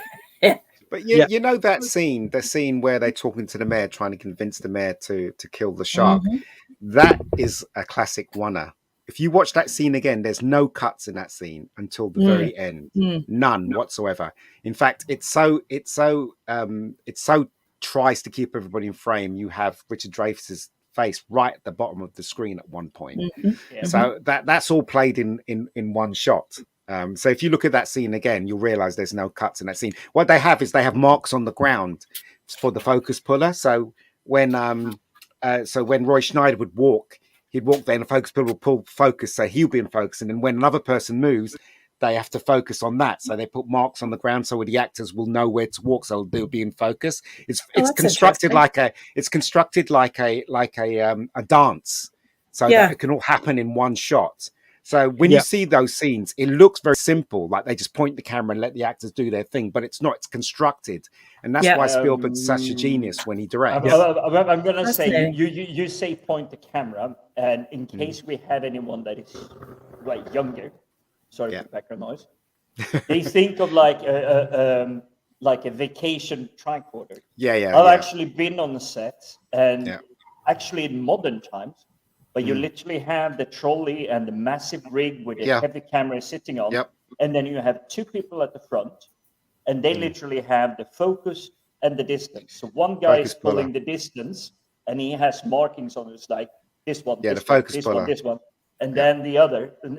So focus puller and the cameraman. Puller. There are two. Then you have the cameraman behind him. And then you have like three people trying to pull this and move it. It's a massive orchestration.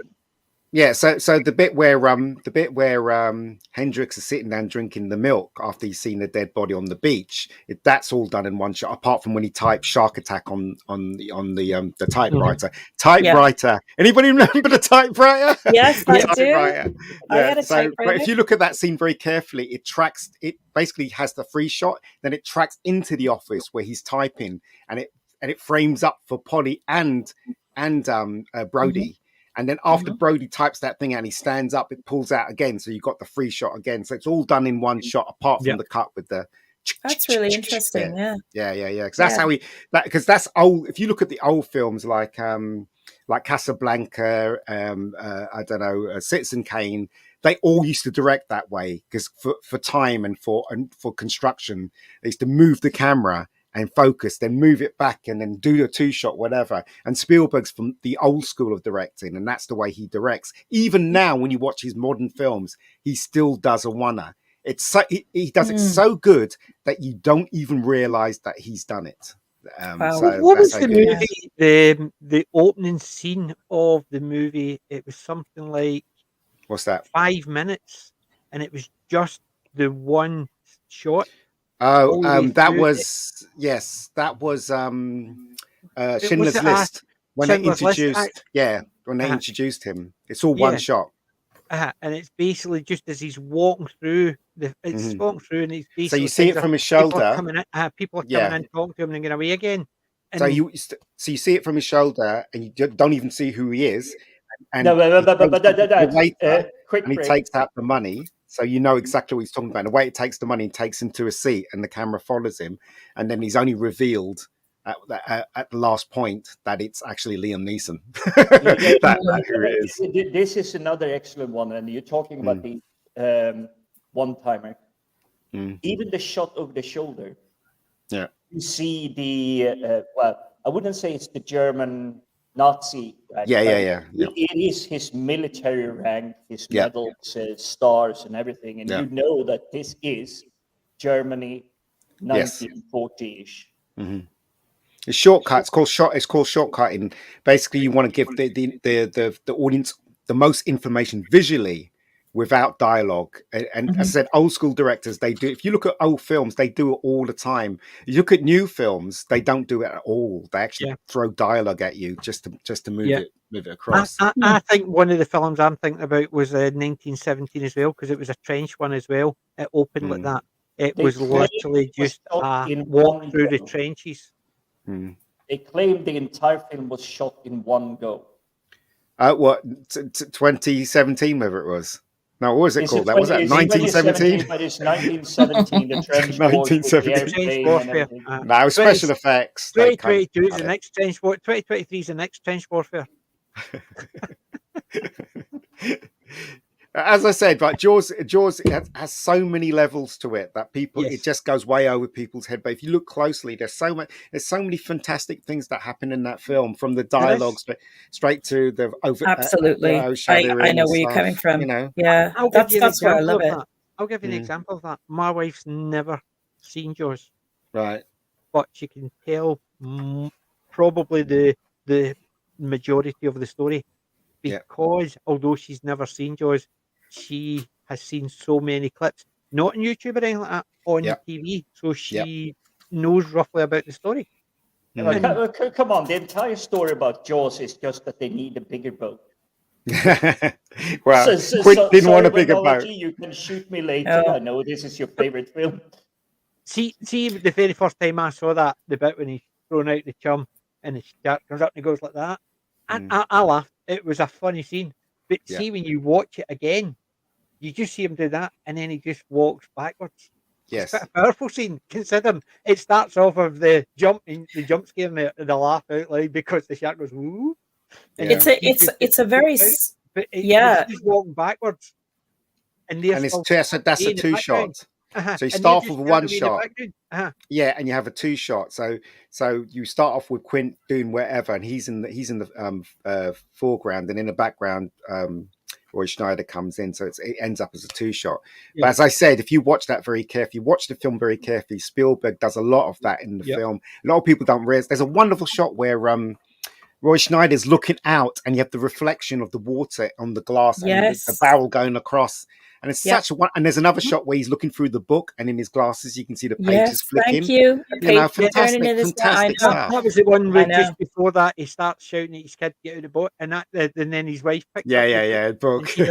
It's basically that I remember that part. The subtlety of some of the humor in it is brilliant as well, because again it was probably starting out as a film that didn't have a lot of humor to it, and as you said, Carl Gottlieb ended up adding those little humorous nuances in it, and it works so well because real life does have funny moments and things like that. You know, so the scenes with Brody and Hooper bouncing back and forth where he's trying to convince him to get on his boat, and the so many little subtle things, moments between him and his wife, where they're at the dinner table and Hooper turns up and he's eating the food and they're having a conversation, and Ellen sort of kind of clumsily says, my husband tells me you're in sharks, and then he chokes on his food a bit. But then Ellen quite heard it that way before. Ellen then says something. Well, she starts talking about her husband in the third person, and she does. Martin doesn't like water, blah blah. Yeah. I think it's a childhood thing. There's a name for it, and he kind of just very haphazardly just turns around and goes drowning. And he goes back to what he's doing. I love that scene. It's just this. But you know what? All of it. The scene that people forget, right? And it's very subtle, right? And I love it. Is the bit where his son has a cut in his hand because he went on the swing. And he's in the background with the wife. And the thing that makes me laugh is the phone is ringing and Chief Brody picks up the phone. It's the wrong phone. He's like, so it's very subtle, but it works very, very well. You know what I mean? I like that one. And I think a lot of it, even the bit where you were talking about with Polly, right? Yeah. The one shot in, it cuts to the typewriter where he takes sharp pick and back out. She effectively just walks in, the phone rings, she picks it up and says, Brody's off it, and hands it to him. And that's all the interaction she's got. I recognize that in such a way that you can see it happening, because it is. But if you watch loads of Spielberg films, you notice he does it a lot. He did it in Raiders of the Lost Ark as well, when Indiana Jones was talking to Marcus about going on the journey to find the Ark, and it's all a one shot. And basically, he's in Indiana Jones's apartment, and he's talking, I'm going to find something of great significance. And it goes in, and there's a two shot, and it comes out to him. And the shot that they cut to is when he pulls the gun out of his thing, and he says, "Besides, you know how careful I am." And he throws the gun into the case. That's all done in one, but it's cut when he pulls the gun out. Do you remember that scene? And he throws, because obviously they probably got it wrong. He probably didn't hit the case too well, so he needed a cut to bridge that one shot. So that's why they probably did it. But it's the same shot. It's the same shot. Watch it again.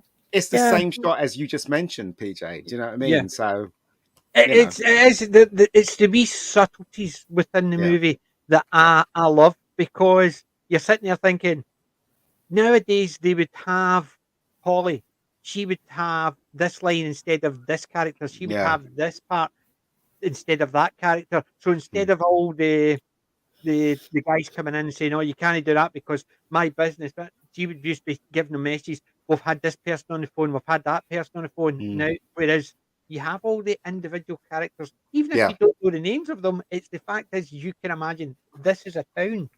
And you get the wee petty one going, no, my business is more important. Then the mayor. Mm-hmm. I need you to sign this. You need to sign this. No, I can't sign it. And it's a case of, and he just turns around and goes, my kids were on the beach as well. Yeah, it does, yeah.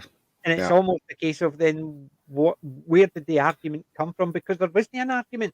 It was just a case of he was so shocked that he'd actually allowed this to happen. Yeah.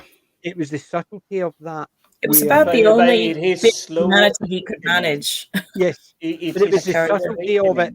He just thought it looked like it was building up to be. No. The shark where it was just fluky. You were expecting that. Yeah. The very first time I saw it, I was expecting him to still be the arse. No. We still need all these people. We need this bit of money. And then it's a case of he's barging them, and he turns around to him and he says, my kids were on the beach as well. Yeah. And then it's almost like a deflation, and you realise that he doesn't even look what he's signing, does he? He just goes. No. He doesn't even look at the. He just signs it. You hear that? You see the shock. You see it as a shock thing rather than him just being an ass. But it seems as if he's just been that an ass. I can't sign off in that, but he's not. It's just a shock thing because at the end, it's done in one shot. Again, it's done in one shot. That one line sort of nails the whole shot. Yeah. Because you're expecting something, and then that it's almost a case of, oh dear. Because even the bit where he comes up to the time, there's nobody in the water, get in the water. And to the two guys, kids, and you see the terror on the mum's face as she's looking around because her kids are in the water on their own. Yeah. And then there's other people come in, she seems to relax, but you can see the terror on her face. And it's well done in that because it's subtle. Yeah. The only thing. Go ahead, Jim. So the only thing I think could have been in, but may have tilted the film a little bit, is there's really no gap between, oh, hey, there's a shark killing people. Oh, yes, everybody believes it except the mayor, and they're just running ahead. There should have been a little bit, it looks like a shark. Do we have any evidence? Do we actually get the knowledge? And not even the mayor really has the knowledge, even when he sends his kids to the beach. Okay, maybe the shark got killed. It looks like it. Problem sorted. I don't have to worry. And this is where it comes back to that whole thing where Brody is pushing him. Sign this document. And you get his art for the first time. He's under pressure because he's mayor, and this is obviously a holiday town. They make all their money during the summer season. They need to actually make that money there. Any day off. I mean, we're coming up on July 4th. It's literally the biggest spending day in the United States of America, where people just go everywhere and throw money at everything. So it would be a huge loss, and the city would miss out. So he's obviously concerned about that. Yeah. The thing is, we saw that last year. That in the middle of a pandemic, they're all going on about how dangerous it is, and then Christmas. So, but we need Christmas. Oh, that's where all the money comes in. So we'll slacken the rules. Sorry, the rules are either the rules. You can't slacken them so the money comes in. It's either the rules or not. You can't actually have it both ways. And as soon as the Christmas is over, right, back lockdown. Because you've spent your money. We've got the money. What's doubly interesting about those moments in Jaws where Vaughn is petrified of going against the locals, the local businesses, is because it's a tourist-based town, business town. So what he's saying to Brody is, we can't afford one weekend off because this is where we have to make our livelihoods, because in the winter we're not going to get anybody up here. The only time we're going to get to make any money to keep our local economy going is in the summer. So as much as Vaughn is so he's just so oily, but he's that's what they're all fighting over, because they're saying, well, I can't, and that's the pressure that's put on Brody, because it's all about small town politics, but also because they're a coastal community, they rely on those summer dollars to get them through the winter. It's even when I first saw it, because I had worked in the past, worked as a waiter and bits and bobs, I actually understood it. The fact is, I didn't think he was oily, because a couple of places I worked, they took on summer staff for the simple fact is that's where they made the money, because they were open over the winter, but they literally they ticked over. It was just to tick over. So they still had their staff, but they weren't expected to make money out of those months. It was the summer months with tourism. They made their money. And I understood that even when I was watching it, because it was... Well, you can. That's it. You can understand. And yet the way that Vaughn Vaughn represents that stereotypical local politician that's very entrenched and sort of they are all sort of in each other's pockets, aren't they? And they're all sort of looking out for each other. So it's really done well, because you can, like you say, you can put yourself in his position and say, well, wait a second, because like when Brody's trying to get him to sign the paper after the incident on the beach with Brody's son, he's saying, well, maybe I can, I could save, maybe, and he's talking about like the end of the summer, save August, and you could see like the pressure he's that he's shock, under isn't there. he? Yeah. He's in shock. So He's in shock. There's another scene, Ian, that I wanted to get your opinion on, and everybody's opinion, that's probably my favorite scene in the whole film, and that is the scene where they're on the Orca, and there's a panning shot where Quint is on the pulpit, Hooper's in the driving seat, in the driver's seat in the top. I can't think of what it's called. And Brody is also in shot there. And the music comes up, and it's almost like it's like this huge adventure. Dun, dun, dun, dun, and it pans across the screen. And I love that shot. And I love the musical accompaniment that John Williams put to that particular scene is so wonderful. It's like a rousing music. It's it really, brings you. It's like, okay, now we're really on an adventure. Where you see that panning shot. I absolutely love that moment. I just love the way you had two geniuses there, and they probably didn't even know they were geniuses at the time. You had Spielberg and you had John Williams, and those two together, they actually create the atmosphere of the movie with Spielberg's vision and the way he places people in frame, to the way he wants to get the audience involved, to John Williams has the same MO. He wants his music to rouse the audience and evoke an emotion. And those two together, they're gold. You know, time and time again, when they both work together, they literally understand each other. They know the shorthand of how to bring the audience and connect with the audience from the screen to the people that's sitting in the seats in the cinema, and both of them are geniuses. Even when John Williams works on another movie without Spielberg, his music is still, look at Home Alone.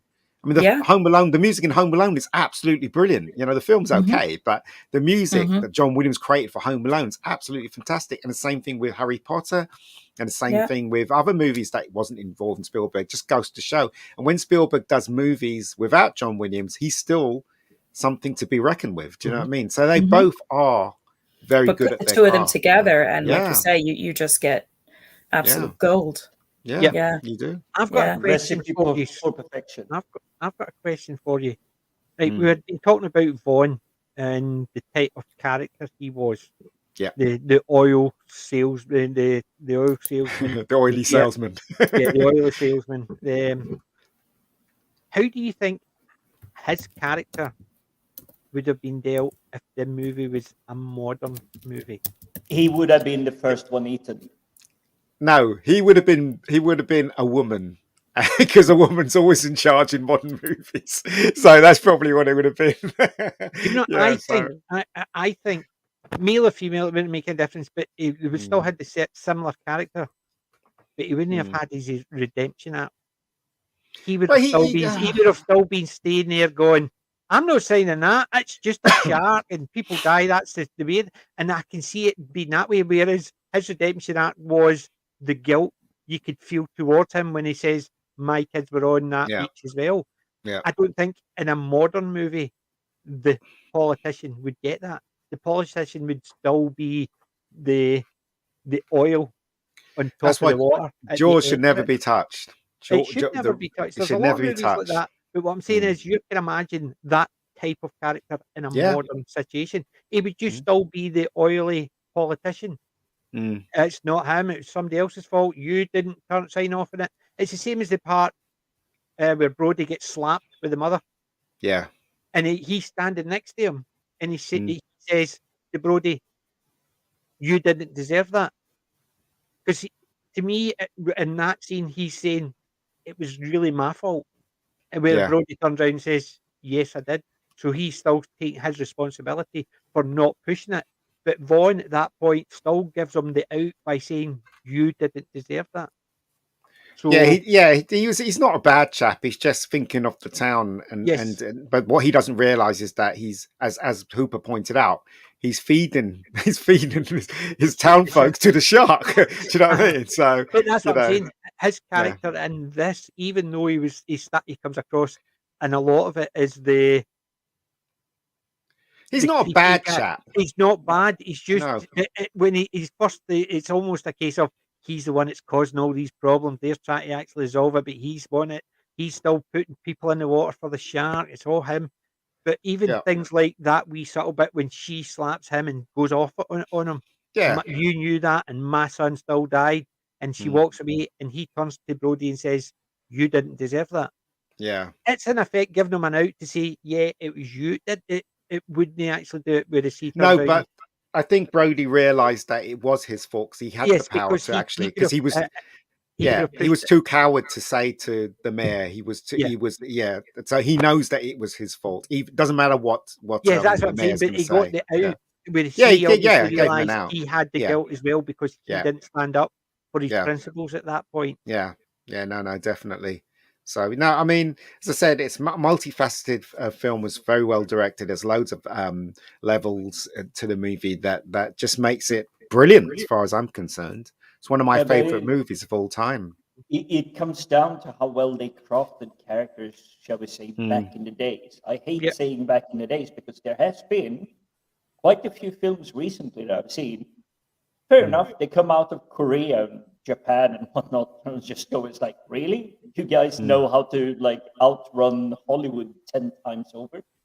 But it's just the character development, even of an insignificant or like a background character, just a supporting character, how they manage to lift them up, give them their mini arc, as with the mayor here. Yes, oily, like politician kind. But at the end, you go, well, I can't really fault him. He did what he believed was right. Yeah. And he puts his own kids at risk. And then he's suddenly in PTSD. He's in shock. Because I think up until that point, he genuinely thought, it's not going to happen again, surely. Yeah, that's probably what it is. Yeah. It's not. It's happened, and it was sporadic, the girl and then the wee boy. It's not going to happen again, surely. The look at all the people we've got in the boats outside to make sure it doesn't get through. Yeah. So in his head, he's in it. The fact that his kids were there, he didn't obviously think, and he's pushing his friends to go into the water with their kids. One of my favorite scenes in the film, and it's a scene that's not really recognized. Everybody talks about the pull focus bit where see Brody in the deck chair and all that stuff. They will talk about that stuff, but one of my favorite scenes, as well as many in Jaws, is the scene where they find those kids with the what is it, plastic fin? Yeah, and so So there's this that happens. And they find that, and Brody's just fed up, and his wife and somebody's shouting, "There's a shark in the other pond!" The girl shouting. Yes, and he's just had it. He's like, "Oh my god!" And then his wife says to him, "His son's in the pond," and then he starts walking. And he walks slowly. Then he walks faster, and faster. And he runs through the crowd. Then the music goes dun dun dun dun dun dun dun dun, and it just cuts off. And that's one of my favorite directional scenes from Spielberg. Do you know I was watching one slight disappointment in that scene? Yeah. Just one. What's that? Considering they had already got a kid, right? Yeah. There's the shark in the pond, remember, because they said, but that's where all the old women and kids go. Yeah, the shark, you see the shark coming. And then suddenly, in front of the boat with the 4 boys, the man comes across and you think, oh, he's getting it instead. We did. They built up the fact that anybody could get it. Kids as well. And then suddenly the boy, and you think he's getting it instead of the kid. Was that one of those mistakes that he wasn't wearing anything on his feet? He had bare feet, and then when he got chopped in half. The leg came down and it had And it a had pair a of trainers salt on it. Had a pair of trainers on it. But that's one of those mistakes. Yeah, but there's loads of But mistakes see, in the the thing film, but is, it's did great. you Though. actually see his feet because he was in Yeah, the you boat? do. You do. I You can't do. remember that part. I think you do. Uh-huh. The fact is that was only, I suppose, a wee bit of criticism because he just eaten a boy, and then you've other kids you in the chat, and considering the kids go, oh, but it's all women and kids in there, and it's a case of Throw then ladies. suddenly the man comes across and he gets eaten and saves the kids. You think Do you the notice shark that is always- shot?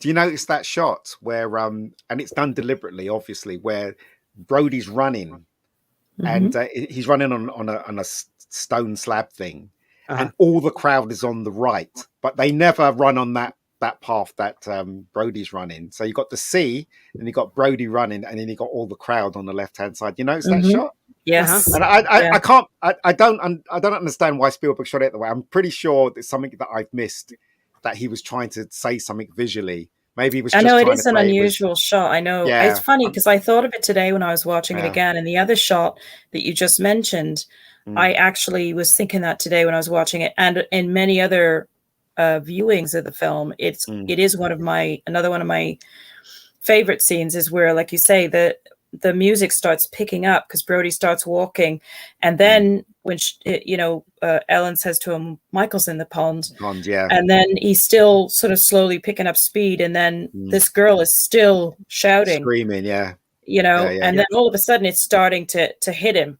and he starts picking up more and more speed. It builds. It's a brilliant scene. Do you know it what does. scene It builds. I liked as well. What's was that? the Brody's paranoia scene. He's sitting there watching, and every scream or jump, he's going like that. Yes. And then they would stand in front of him, and he would go. Yeah. It's all well constructed. The head would come up, Very well and it was a case of it looked cute. It looked humorous because the shot from the back, and you see the head. It's meant to be. The wee bit coming up it looked humorous, but you think about it, it was shot with humor, but it was meant to show that he was still paranoid because he was looking around people, and he was the thing was ignoring them.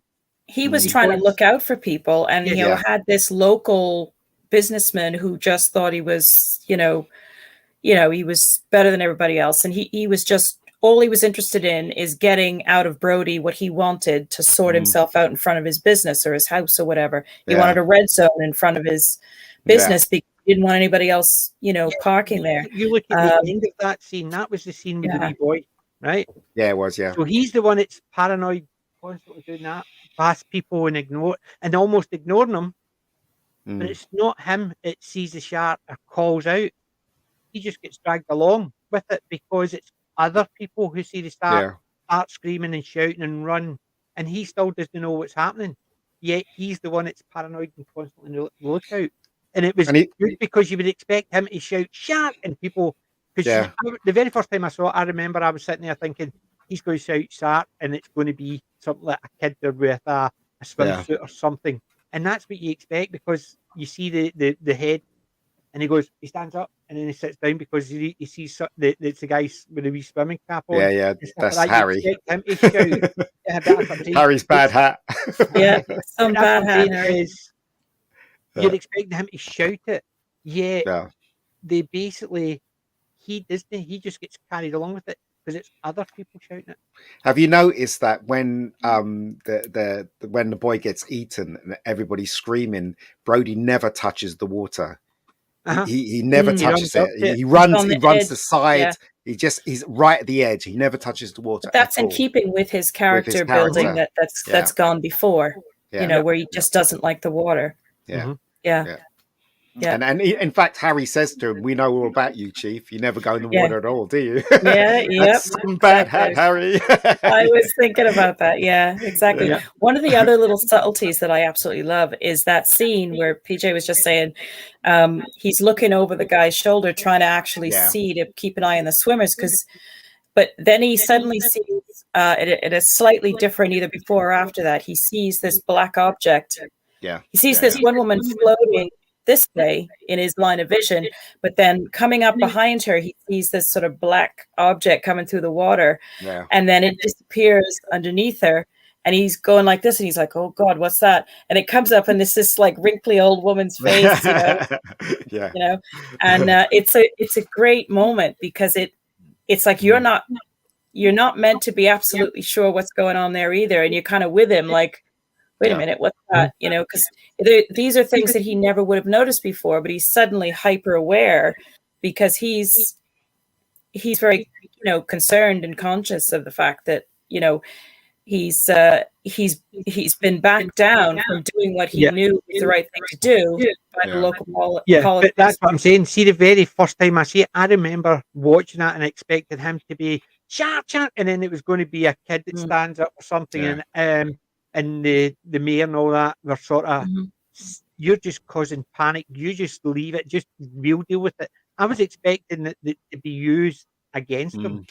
Yeah, I thought he would have been overthinking and he would have shouted, and it wasn't the shark. And people would sort of, anytime he said, it's like the boy called Wolf.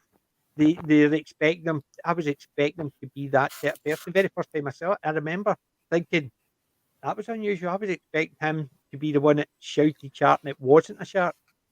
I kind of like. I like the characters, how very different they are. I mean, as I said, Hooper was there just to study the shark. Obviously, Quint was there for revenge. But the Roy Scheider character, he was the person that didn't know anything, did he? So they were all trying to teach him stuff, weren't they? And at the end, and he was the one that killed the shark. It wasn't these two experts that knew about sharks. It was him, the novice, that actually ended up, solving the problem. Really. Do you know what was one of my favourite, funniest parts? Was that the bit where Hooper goes, "That, do you know what that is?" Oh yeah. You're wearing a carpet. But I remember, it's not your beauty because of the heritage. You're wearing a carpet. But do you remember the bit where he crushes the can of beer? Yeah. But do you remember, PJ? You must remember this. Beer tins were really tough in those days, weren't they? They weren't like the ones you get today. So to do the Kennedy, the taller ones you could go in the centre. Yeah. The smaller ones, the ones you can't, because they were quite tough, weren't they? In those days, for him to do that, he was quite strong. Do you know what I mean? And I remember those cans in those days because they were really, really. So that really further reinforces that moment. The fact that would actually have been a very difficult can to crush, but that is a lovely comedic moment. You got that lampoon. And Hooper's got like the plastic cup, and he just goes, you get used to get that lampoon. I remember like things like Naked Video and stuff like that. Yeah, they would lampoon that because they would be guys drinking the Tennant's can. Yeah, which is a taller can, instead easy to squeeze, and he would go like that, and then the booze would come out the top. They go, and drink it before, because he forgot he's not emptied it. But you get the lampooning of it by doing the cans that you could squeeze, but they were actually still full, and it's and try to drink from this squeezed can. Robert Shaw and Richard Dreyfuss never got on at all on set at all. They didn't like each other at all, and it kind of worked into the actual film itself. Didn't it? Yeah, it played well on screen because they fortunately were also adversarial as their characters. Yeah, because really. Go ahead. Sorry, because Robert Shaw just came off taking a Palom 1, 2, 3, and he was getting well known, and he was stuck on this film. He wanted off Jaws, but he couldn't. And there's a bit. Yeah, well, hold on. So there's this bit in the play, "The Shark is Broken," which is based on the truth what actually happened on the set. He found out that his name was above Dreyfuss's and Roy Schneider's, and there's a scene in the play where he goes, "Ha ha! I've done it! I've got you two!" And they were so disappointed that their names were lower than Robert Shaw's name, and he was so happy about that and stuff like that. So apparently that really happened in real life, because when you see the film, obviously Shaw's name is above the other two. The other two. So so he was really happy, but they never got on. They never got on. Did he do this one before he did the Sting? I know I think he done the Sting before Jaws. So he was a big star. Yeah, because that there's another fantastic movie. Fantastic. Yeah, and even the same idea, the music. Yeah. Even I remember the music, and as I said, I don't pay a lot of attention to the music, but it was all the Charleston and I just love old films. I love watching black and white movies. I love watching film noir. I love the 70s movies, because for me they're directed properly. Today's stuff, they point 6 cameras at it, and in all fairness, it is what it there is is. one or two out there. You know, I mean, there's that Rebecca Gold one is quite good. So you watch that one. But that one, you're that one, yeah, that's great. I don't know. I mean, I've got Jaws here. This is my DVD version of Jaws. I've got the Blu-ray, which is over there. But I mean, this is the widescreen version. Would you believe DVD? Remember, widescreen was big in those days. Yes, it was. The widescreen version. So yeah. Thing is, if I'm looking for my DVD, I need to actually dig out my DVD list because I've got that many of the bloody things that I can never remember. I think I've got 3 versions of Jaws. I think 3. My DVD is down to 856 movies. That's not including my Laurel and Hardy, because I've not catalogued every one of them individually. I've just put Laurel and Hardy collection. PJ is like the master of organization with his. I've got mine catalogued, so I have. It's literally. I'm just looking to see where. But getting so used with the widescreen and the fact that the widescreen launched the industry of widescreen TVs and widescreen screens and everything. I still find it charming when I go and get the old stuff, even like the early start of a TV series, and it's like 3:4 format. And it's like I'm wasting half my screen, but it's still like you get more drawn in. It's like pulling you in because it's more of a familiar format, perhaps. Yeah, it is. It is. And the thing is as well, see, like I've seen some people say, "Oh, I don't like these ones because they're a wee bit grainy," and you're sitting there thinking, well, that's the charm. TV. Exactly. They're good stories, and I still say like one of the best BBC shows is the 1960s into 70s, Into the Unknown. Into the Unknown. Into the Unknown. I'm sure it's Into the Unknown. I mean, if it's the one you're mentioning, but I'm sure you have the DVD of it. Yeah, I've done a review of it because I watched a couple of episodes and it was absolutely amazing. It was just one of those ones that it was, what you could see well before a lot of science was even considered to be used in this. So you've got Mars and they've got the Martian, and they had like Hannah Gordon was in it, an early one of Hannah Gordon. I know that one. And she's got one tooth. It's just so they put a mouth guard in, and it just makes it look as if she's got one tooth. So when she's talking, it makes the Martians look slightly different. And it was quite subtle, and it was actually quite powerful considering you could tell the Martians apart just by their teeth. And it was a bit corny, but I thought they were fantastic. Some of the stuff, things like if you wanted to commit a murder, instead of serving 30 years hard labour, you can go up and say, I plan to commit a murder, serve 15 years hard labour, and if you survive it, you come back, you're allowed to commit one murder, and nobody's allowed to actually stop you because you've already paid for it in time. That's one of the stories, and it is actually really good. What was it called? Into the Unknown. Just give me 2 seconds. I need to actually find it in my list. I don't know that one. I've never seen that one. Out of the Unknown. No, it's that Twilight Zone sort of thing. It's a very similar to a Twilight Zone one, but it's just sci-fi type things, and it is. I really enjoyed it because somebody recommended it to me, and it shall seek it out. Superb. Out of the Unknown. The box set is about 40 quid. So I keep on hoping I pick it up in the charity shows, but I know there's very unlikely. One sort of final comment on Jaws for me, which is what also makes this film so special to me, and it would be special anyway, but in my case, my dad, it was sort of the thing my dad and I really loved together. My mom loved it as well, but my dad and I really got into studying sharks, and so it really brought us, we were very close anyway, but it was like our thing, and Jaws became our movie, and it was a real father-daughter thing. And when my dad got extremely ill with cancer, it was we watched it together the night before he passed. And so for me, it's like it's literally a part of me, this film. It's I can't explain it, but it really gets to you. It really just, when you really get the full effect of the film, it really gets to you, and it becomes a part of you, and you that's the beauty of films. Yeah. And when I watch this film, I'm saying the lines in my head. Every little nuance of every character, even like the very opening scenes, I know every sound that's coming next, and it still never gets old.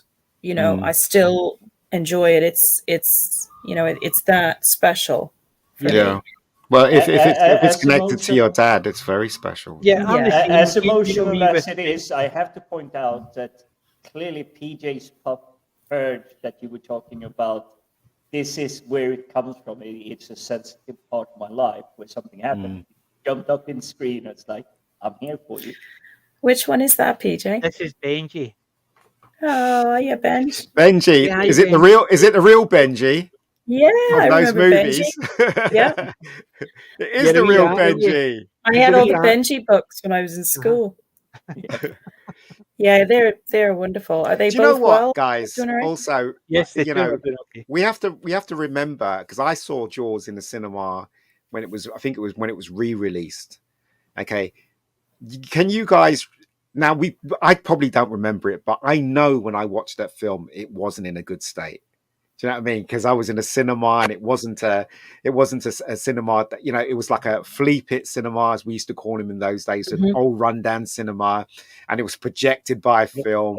And I know, because I can't remember. I know that film probably looks a horrible state. It's probably all crap all over the film. Film bounced around and stuff. Yeah. But the film was so good.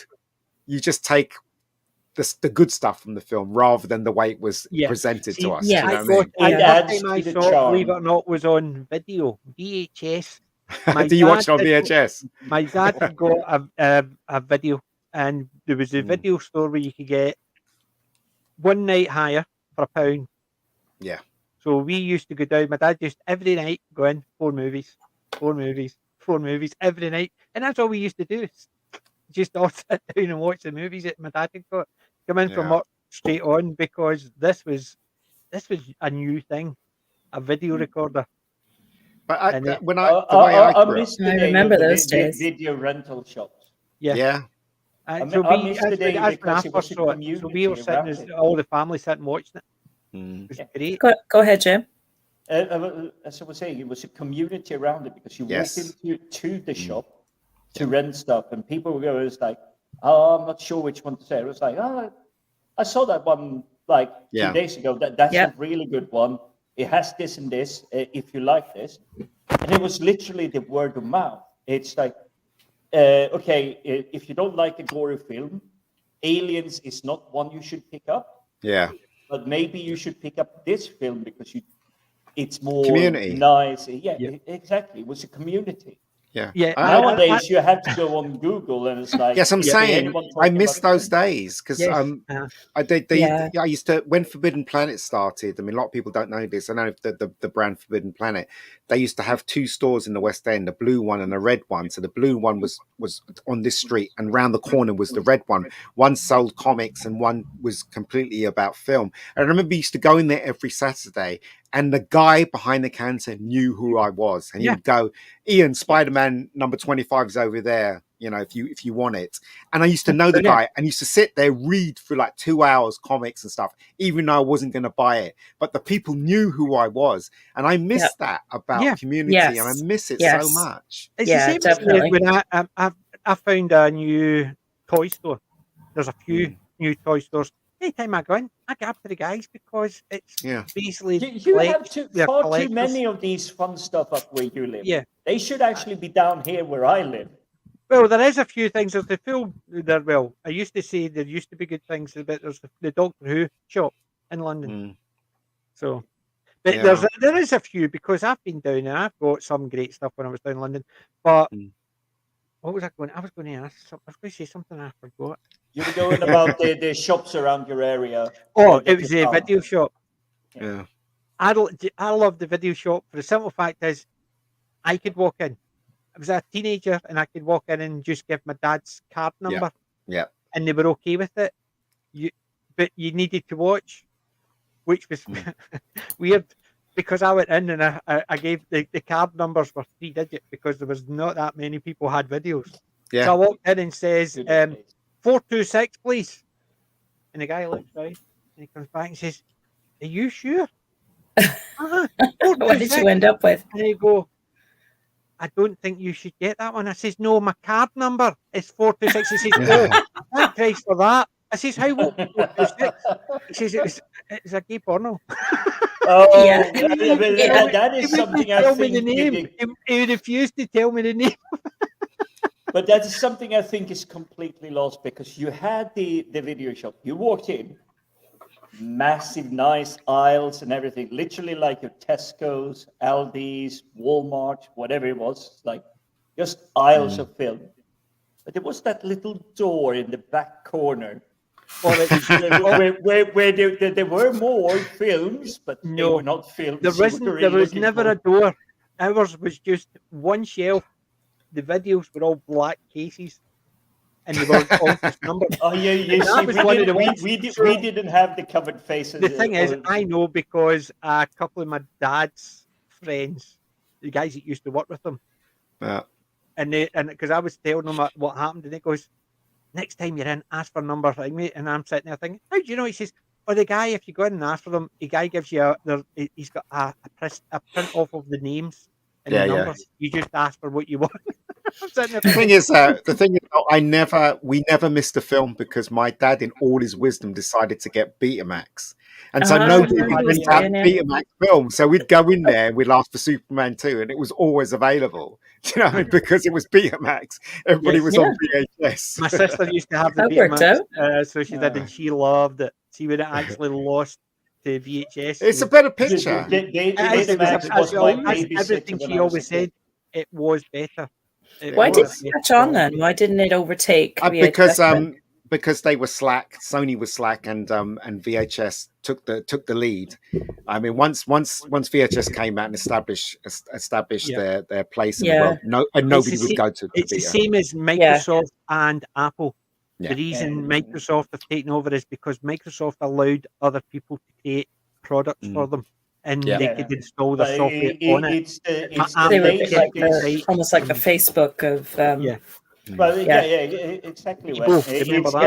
They destroyed everything else.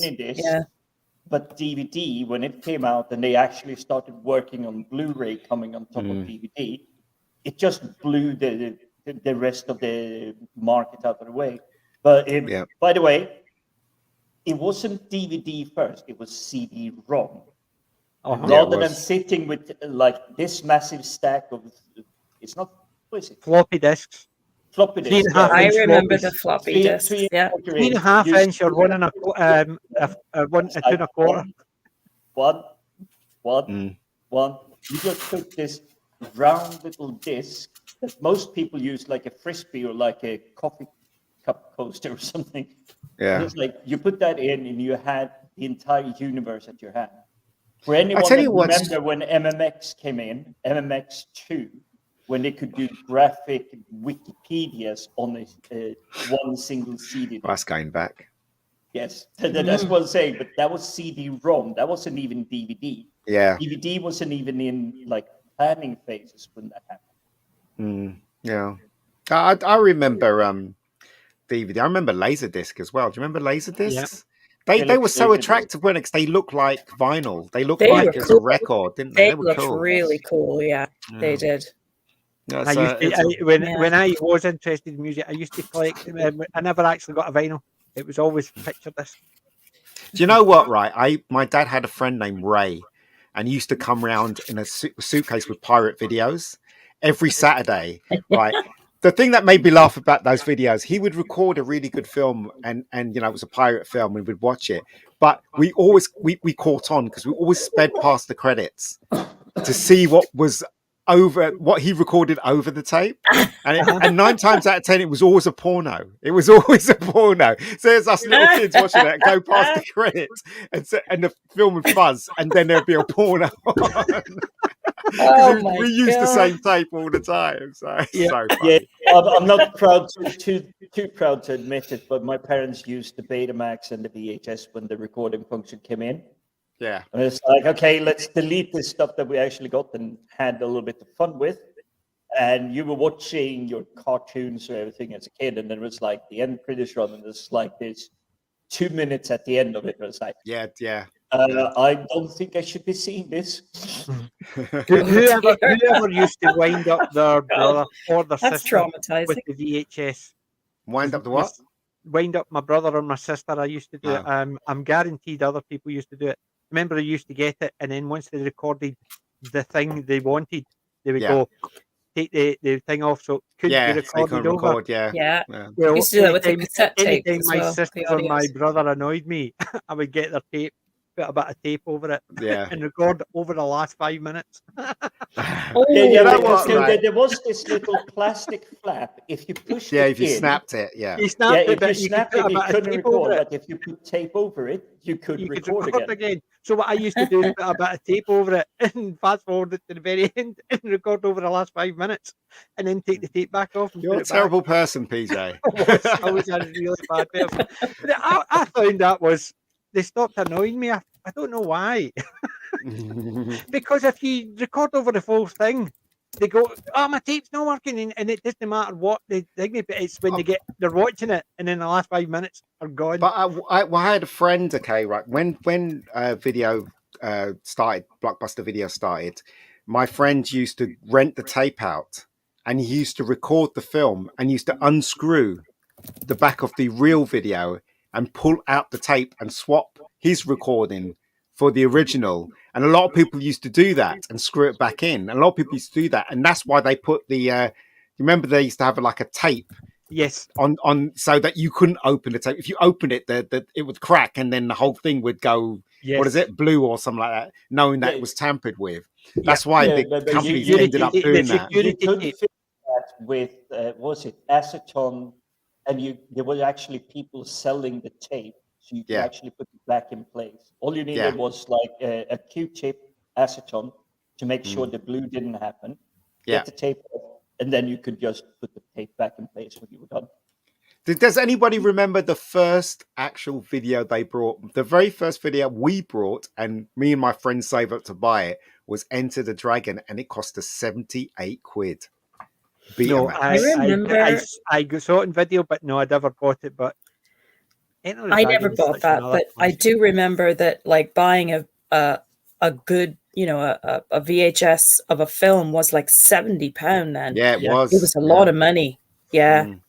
Yes, I spend that money because I can get it for like 3 quid. It would get 3 or 4 movies. If we didn't like that, then he's not spending 70 quid in a movie.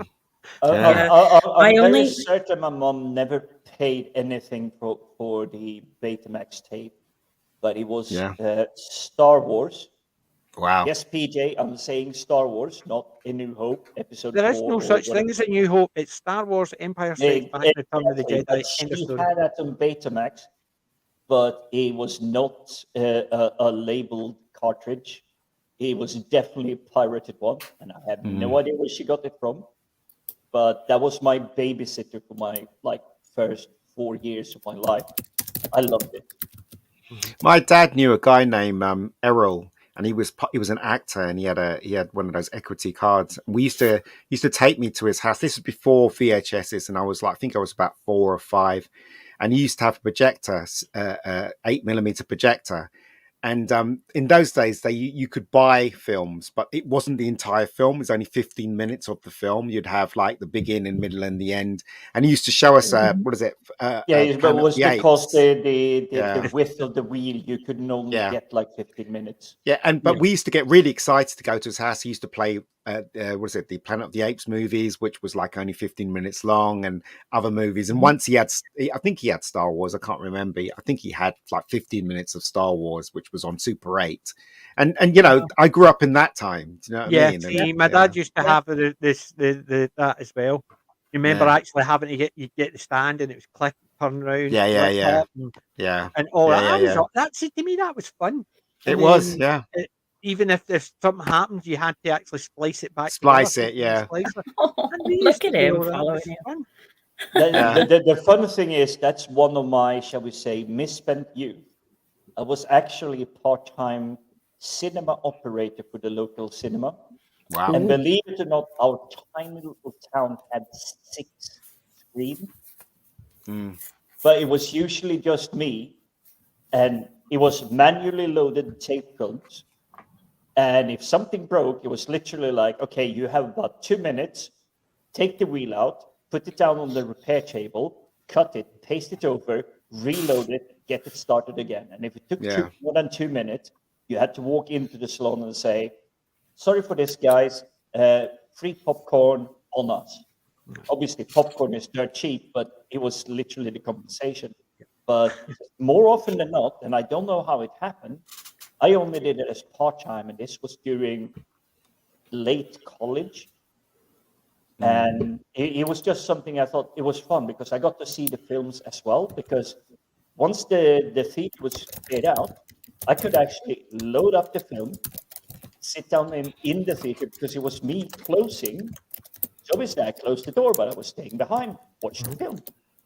Yeah. But it was good fun, but I will tell you, running between those 6 screens constantly when they were running, that was more than a marathon in a single night. Because you needed to make sure that the reel didn't jump, there was no cuts, there was no blips, there was no nothing, there was no cells being burned out. Yeah. Well, do you know what my foray into that was? I had I've always had a good internet connection, let's put it that way. So you're good going back a good maybe a couple of decades, maybe 16, 17 years minimum. I used to download everything from Pirate Bay, the new movies. Well, I think a lot of people used to do that. Yeah, but I managed to get the software to rip DVDs as well. Oh, right. So I would rip a DVD, or I would download one, and then I had the software to create a new DVD from the rip file or the downloaded one. Yeah, a lot of them come from BAFTA. Yes, and my work had a DVD copier that I was in charge of, 8 DVDs at a time. Wow. I used to take orders for the whole company. Chief exec, especially, he used to send his kids through, go and see PJ. He will actually sort you out for a couple of movies. And I used to sit and work, just copying movies the whole day. At work? At work. And it was the chief exec, and all the managers would be coming down, what movies you got, and they would go through, and I'll take that one out. Because it was the movie, they were supplying the discs, and basically they got me the stuff. So I would cut movies, and everybody would just constantly get movies, and then I would take ones home, and just some of my friends would get them. It was just one of those things. And people used to always, basically, they used to call me Baghdad Pete, because basically I used to nick from. They used to say a nick from a company, but it's the chief exec. All the managers would ask me to cut them the discs, and they had an 8 DVD copier. So I put one disc in, make 8 copies, file. There you go. Yeah, it's crazy, isn't it? In those days, it was crazy. In those days. And the fact is, companies even actually encouraged you to do it because they all wanted copies and they didn't want you to pay for them. Well, I knew a policeman that I remember when, I don't know if you can remember when E.T. came out, there was this huge pirate version of E.T. and everybody had it. And remember, I had a copy, and I knew this policeman that wanted a copy of me. He was like, "Can you get me a copy, Ian?" I was like, "Yeah, sure, if you want it." But that's the thing. It's everybody did it because they didn't see it as. It's not as if you were physically going in and stealing something. You were downloading it. They knew you were getting a copy from somewhere. It was technically illegal, but what were you doing? Well, it Taking was out some harder money to out get of- hold of these films then as well, wasn't it? It was Yes. harder to buy them. I mean, we didn't have Amazon then, you know. Yeah. So it was much more difficult to get. Imagine to get. PJ going back in time and taking yourself from the past and showing them your big widescreen TV and showing them a little thing that you can Can you put films imagine, on. yeah? It would blow their mind. My mind would Yeah. be blown. Do you know what? You Do you know know? it was the very first time that happened? I had a Macintosh, Yeah. and when I got my new Mac, it had a TV card in it, so I could sit and work with a 16-inch screen. Yeah. With the TV up in the corner that I could sit and watch Voyager while I was working, and I thought, look at this technology! Isn't this amazing? Yeah, look now, I've got 3 monitors, a 42-inch screen. I've got the camera. I've got we're chatting over online. You're sitting there thinking, that's crazy, yeah, isn't it? It is crazy. I mean, I'm broadcasting in 4K, but it's scaled down, so I zoomed out, so the actual cut is only 1080. Yeah. But like you were saying, I can't really turn the camera because it's a little bit dodgy MacGyver solution, so it sticks where it is. But up there, less than, so if I stretch my arm and you think double the extension, that's where my projector is. That's a 4K projector shooting on the wall on that end of my room, and it's a 129-inch 4K projector screen. It's crazy, isn't it? Perfect Technology. quality, even you think in about the it- brightest light. And the 15-year-old me would kill me. Yeah. The thing is, Jim, the 15-year-old Ian probably didn't see the movie in that quality. You know what, right? I used to work for a post-production company, and I remember they had The Last Crusade, but they had it on D2 tape. D2 was this new format that came out for broadcasting, and this guy was they were recording it for the BBC. So the BBC got the rights of Last Crusade, and they recorded it, and it was called a D2, and the D2 tape was like that big. It was quite big. But the detail in the picture was just like what you get on Blu-ray and stuff. It was for broadcast. I remember the guy that I was working with, he was recording it, and he was saying, "Ian, we've got Last Crusade," and he was showing me the quality on this monitor, and I was blown away. I was like, "My God, look how clear that picture is!" I bet today, if he showed me, it'd probably be crap. But as I said, in those days, you were just blown away. But today, it's amazing. You can watch something and it's just so clear. As Wendy was saying, she was watching Jaws today on Blu-ray. You should watch Jaws on Blu-ray. It's completely different to the way you see it on Netflix or even DVD. It's completely different. It just looks so clear. Yeah, it is. I usually, the reason I go for DVD mostly is just because you're cheap. I'm cheap. I get mine from charity shops, so very cheap. Actually, not just cheap. I'm very cheap. But it's the fact is, the size of the screens that I've got set up for my TV, it's not going to make that much difference. So It does make a difference, PJ. Not if your screen not on a very small screen. What screen? What size is your screen, PJ? A 21-inch. I've got set up to my DVD player and my Blu-ray player. But what about in your living room? Have you not got a bigger TV? No, I don't. I'm in here from 8 in the morning till about 12 at night. My wife's TV is through there. As I said, if you can appreciate it on a big screen, especially Blu-ray, it's amazing. Yeah, I mean, our telly. The one thing I don't like about Blu-ray is that it goes backwards, because on DVD you put the DVD in, press play, and it plays. And it plays the film. On Blu-ray, you have to wait till it revs up. I don't understand. Why is it revving up? Yeah, I've noticed it was doing that. It's the mice. It's the mice. They're basically the ones that actually are controlling it. They have to get a good run of stuff. You have to feed the mice. What's great about DVDs is that they are, and Blu-rays really, because talking of the charity shops, we all love to sort of hunt in the charity shops because it's amazing what you can find. And I did actually come out of there with a lovely Blu-ray set of something. I can't remember what it was now, but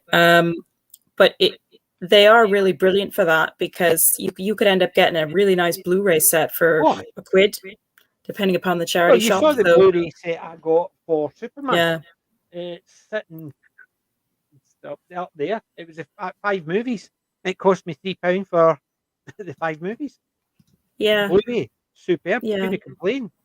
It is so if there's the Blu-ray there and it's not overly expensive, so I will pick up the Blu-ray just for the simple fact is might as well. So if I'm going in and they're selling the DVDs for £1 and the Blu-rays for £2, I'm going to pick up the Blu-ray if they've got it. Oh, absolutely. And I mean, I'll pay for a Blu-ray if they're selling 10 DVDs for £1 and Blu-rays are £3 each. Guess what I'm picking up?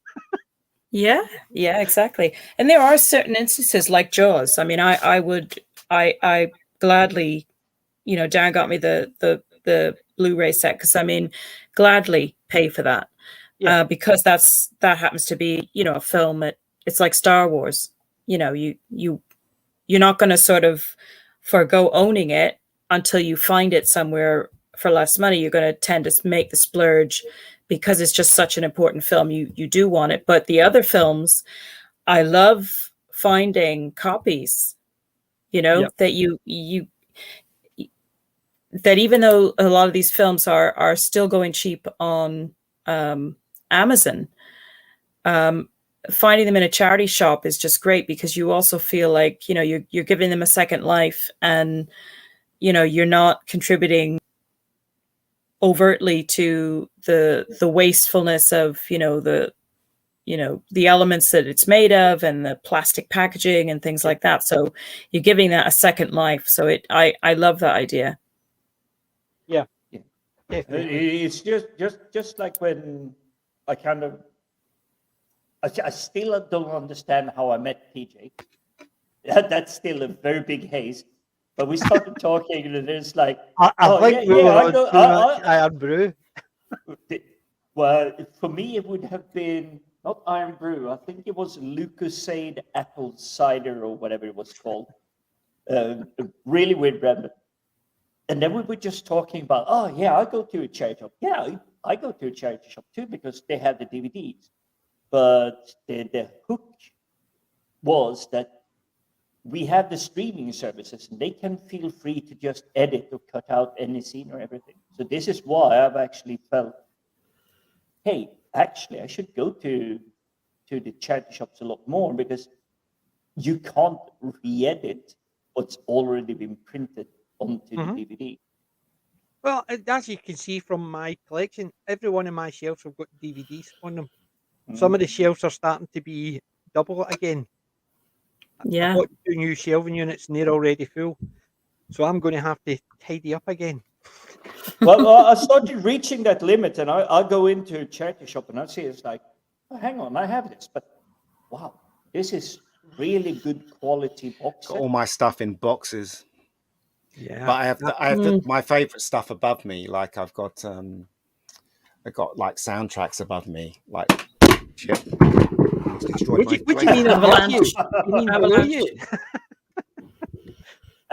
Just so you know, that's a health and safety, whatever it's called here in UK. You need to report it. What's that one? Thunderball. Soundtracks of Thunderball. Cool. Film. See, the good thing is, as you can see, my big ones are around me, like Babylon 5. Yeah, same here. Same here. The soundtracks that I really love is around me, like this one here. Raiders of the Lost Ark, which is it's a brilliant one, awesome.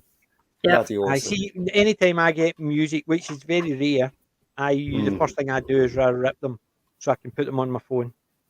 Because I've got like the Western themes tunes. Like I would love to go back to the. Obviously, I don't have. Yes, I have it there. My favorite place I live in. Close Encounters, that's a gorgeous one. But I would love to have the room, the space, to have a vinyl record, all collection type speakers, and just go in. It's like, I'm taking this massive disc rather than like this tiny CD disc. But this massive disc, just put it down and like put the lever on, and just crank it up. So it goes. Before it starts. Yes. Yep. And then you get woken up in the middle of the night because it actually reached the end of it and it goes. because it was just going round and round and round. Right, what we need to do is start thinking about it finishing up, because same again, we're all back to work tomorrow. Yeah, I'm starting to fade, I have to admit. We'll go around, and I'm not even going to do marks out of 10. This is a 10, 10, 10, 10, I'm assuming, all across. Totally agree. So what you do is give your favourite part of the movie. That's it. Simple. Because we've all got a favourite part of this movie. I'll jump in so I can steal the easy one. Yeah. It's the favorite part is the perspective one. Yes, he hates the ocean, but he's on an island, so therefore he's not on the ocean. Okay. That whole scene, that is like you get, and it's so well portrayed. Even though I can't recall exactly the line by line the way they say it, it is, I'm not a fan of the ocean or the sea, but I'm on an island. I don't see the sea, so I don't care. Yep. That is brilliant storytelling, because not only does it tell or enhance the fact he's scared of water, sea, ocean, whatever it is that he has. But you do see it later on in the film as well, where the others are comparing the scars and everything, and you see him just lifting the shirt a little bit, and you see slight hints there might have been something that happened to him. Mm-hmm. I don't know if the extended version actually expands on that story, so I will leave that for you when you get your turn. But Ian, we're doing. Go ahead, Jim. Sorry. No, I think that's very cleverly made, and it's one of my favorite scenes. It's the perspective change. Mm-hmm. Sorry, what were you going to say? What we're doing, Ian, is PJ said to what wants us to sort of pick our favorite scene of the film, right, if that's possible. All of it. And so we're just sort of so we're sort of going round table. Right. Normally I would say give us a mark out of 10, your favourite and your least favourite. But we all know that we love it. This is an 11. 10. There's no point actually even asking, because but you still have to give. There's not a lot what I can imagine anybody's actually could say, well, my least favourite bit is this. So what is your favourite part of Jaws? My favourite part I just described, so I'll give my least favourite part, and I described it earlier on. It's the fact that there is no real build-up, given conflict in, shall we say, the first part of the film. The Chief Brody is on the case from the get-go. Like, the gun is fired, boom, he's running the 100 meters immediately. There's a shark, there's dangers, this needs to be fixed. I don't care. I have hydrophobia, whatever it's called. I don't like to be out in the water. I have medication I can take. I can immediately jump out. That should have had a little bit of friction, because it flows just too fast. And I would have loved to see more, or shall we say, Act 1, with a little bit of friction.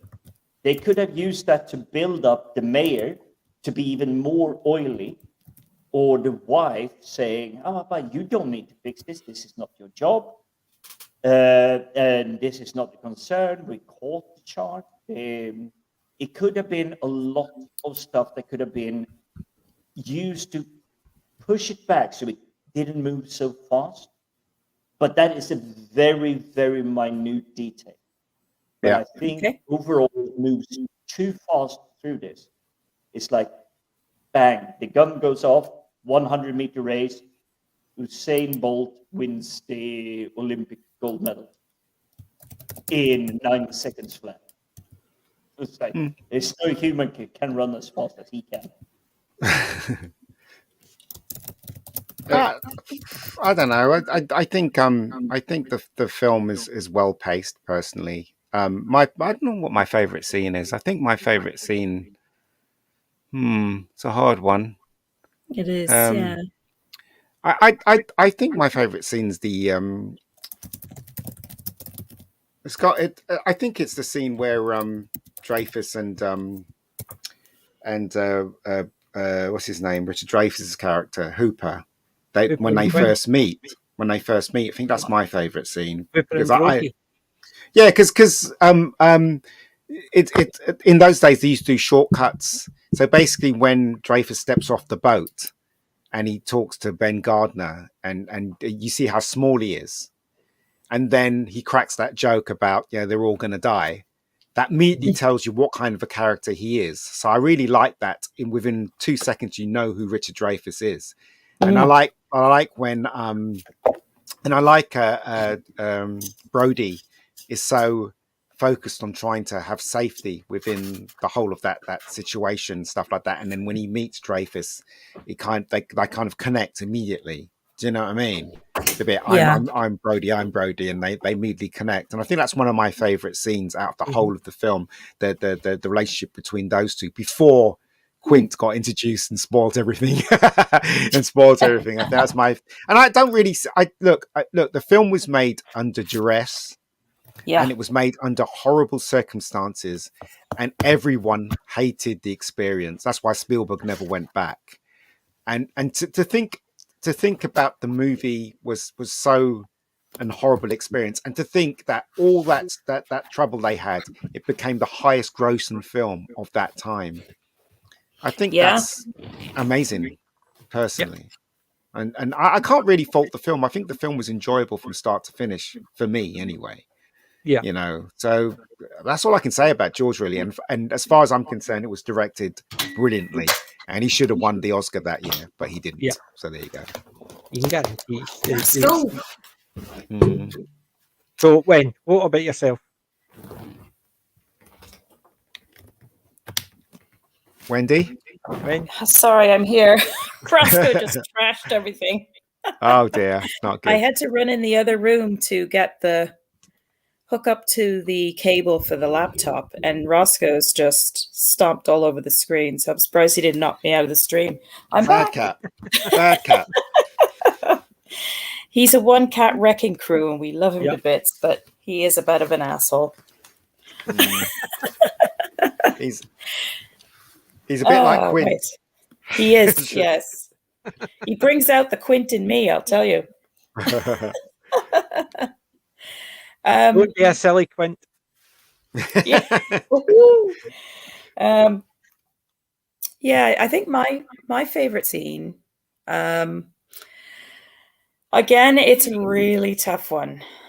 I still go to the same moment though, because it's a combination of the music, the thrill, the way it's shot, and the fact that the three main characters are so beautifully highlighted in the scene. And that is the scene on the Orca when the Quint is on the pulpit and there's a panning shot. There's like a turning shot where the Quint sort of slides into view, and then he slides left across the screen, and then you see the other two, and the musical score just pipes up, and it's got this rousing sort of adventure theme to it. That's definitely probably my absolute favorite of this film, because it really just gets me, that one moment. Yeah, it's got emotion and connection with you as well, with your dad and stuff. So why, it does. It does exactly. Yeah. See, I think mine's there's a lot of it I like. I like the humor in it, but I think the bit that always sticks in my mind is the story about his shipwreck, and just the way it's actually handled, from the name of the tattoo right to the very end, where you just see Dreyfuss sort of go, and then realise and just go, you were on. See, I can never remember. I'm terrible. My memory's getting worse and worse. But it's and then the story, the whole, and the Indianapolis, the whole story about how it went, and how you can see the way he says it's just so deadpan. It's almost a case of he's accepted it. It's happened. he'll get his own back, but it's not a case of it's all full of anger or piss and vinegar. He just says it. It's almost, it shows his character. And I think it's such a well done scene. Yeah. They go from their laugh and joke about their, I bet it's his mum, right through to that. I think it's just such a powerful scene. And I really like that one. That's my favourite part of it. Obviously, there's the parts that you're going to need a bigger boat there. That's a classic. I personally think that it's a genius piece of filmmaking, and you know, for its time, it was something that was never ever done before, because in those days, I think the 70s, they were making depressing films or films about this, you know, about depressing subjects, and then Spielberg comes and makes Jaws, and it kind of flipped the whole industry on its head. So I just think that the movie is well deserved. The praise that's been given is well deserved, you know. And you can always tell when a movie's good because its detractors come out with stupidity. Exactly. Look at the shark. Sorry, you can actually have a good Doctor Who story with a monster made out of bubble wrap. It doesn't bubble wrap. It doesn't make it a bad story just because the monster's made out of bubble wrap. It's that type of thing. So just because the shark didn't work the way they wanted to, it made them change it. But to me, it improved the storytelling. Of course it did. Exactly. So the detractors come up with it. It's a plastic shark, as if that makes the whole movie crap just because you know what type of model they used and it didn't work very well. Sorry, the fact that it's such a good movie, even with that, it doesn't detract. I think it's people with preconceived notions. I mean, if you look at the promotional footage behind this, there is a guy actually in the jaw of the shark, and he's leaning back. I'm not sure exactly what the pose is, but he's just like, this is like a hammock, and he's in the jaw of the shark, the model shark. Just goes like, this is super easy. That's promotional footage showing us like, we did use animatronics, we used the puppet, we used this. It's such brilliant stuff, but when it comes to it, when you see the shark for the first couple of times, you just see it under the surface. It's just like swimming by, and it's like, whoa, that's a very big shark. It's literally coming across like a 30-foot boat, and the 30-foot boat looks literally like what you would have for your kids when it's bath time in the evening. It's like, this is the little handheld boat. It's like, it's like a shark coming along. It's like this big. You know, they cut up the boat. So basically, Universal sold the orca to some fishermen. And then when the film was a huge success, they brought it back from the fishermen and took it to Universal Studios, where the tours would be seen. But what happened was that Spielberg went to visit the orca one day, and it wasn't there. And he found out that they actually took a chainsaw to it and cut it up and stuff like that. And he was very, very angry. Why the hell would they do I don't know. Some people are just stupid. That's it's all. a case of, you look at what they did with a few, like the old Batman sets. Yeah. They basically decided, right, rip them down. Yeah. Yeah, it's crazy to think that such a classic film you wouldn't keep one of the props from the movie. That's crazy. One of the iconic things, even the name, the board with its name on it. Yeah, you can guarantee that's in someone's house, even if they were told to chop it up. Well, you know, the only thing that survived was Ben Gardner's face. You know, the thing with the eye. That still exists. Yeah, that still exists. I can guarantee somebody's got Orca. The board. Maybe. If I could get it like the back plate, it would be up on my background. Yeah, it'd be cool, wouldn't it? Like Orca back. Yeah, it'd be really cool. It'd be really freaking cool. It would be absolutely fantastic. Yeah. So, guys, so we're going to start wrapping up there. So, thank you very much, guys, Ian, Gwen, Jim, for joining us for yet another fantastic movie. It is definitely, been a pleasure. For me, it is one of my top 5. It is definitely always has been in there since the first time I saw it. And you know me, I can be a picky so-and-so with movies, and even with movies I like, I can be picky. And considering the only things I could nitpick in this were so silly, Yeah. not unimportant. The rope was a bit short, and then that's all you can Shall I nitpick. give us an easy one for next Wednesday? It's only a suggestion. We will have a group chat and discuss the next one, but I will suggest Hackers from 1995. I haven't seen that in ages. I did did like watch it. I because you remember liking it. recommended it. Uh-huh. Yeah, but it is a fun film. It's definitely representative of the 90s, the pop punk culture and everything. Definitely. It's cheesy in the way that Teenage Mutant Ninja Turtles was cheesy and good in that way, but they didn't have the amazing animatronics of Jim Henson's studios and all that. But still, I love the film.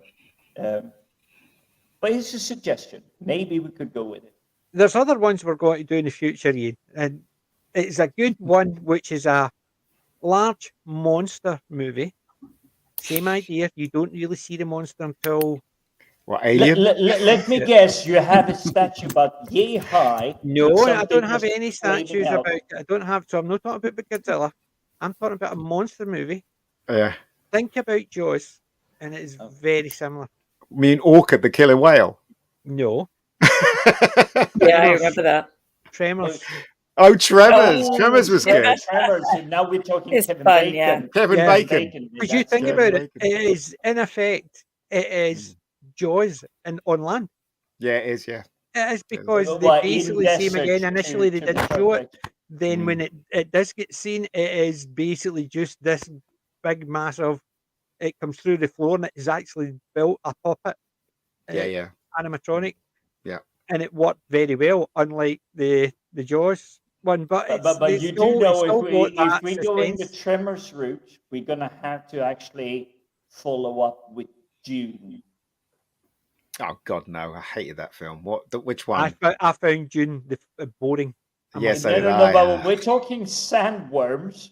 You're just going to have to follow up. It's no excuse. No excuse, exactly. If you're going to go for that, you would go for Tremors. There's other ideas that we're looking at in the future. These are ideas that we're looking in the future. So, guys, what we'll do is we'll finish here. Thank you very much for joining us. Ladies and gents, thank you for sticking with us. Yeah, and thanks. Big thanks to Ian as well. Yes. Definitely an honor to have you with us, mate. And thanks for all of your insights. Yes, it's always good to have a professional. Professional? I'm not professional. Yeah. I'm still an amateur. Who are you calling a professional? Listen, I shall direct that question directly to you, professional. What's that? Ian. As a professional director. Yeah. You can't deny you aren't. Is there anything you would like to push it? Sorry, say that again? Anything you would like to push? Anything you've got that you want the guys to I can only push my channel, which is the Rebecca Gold channel.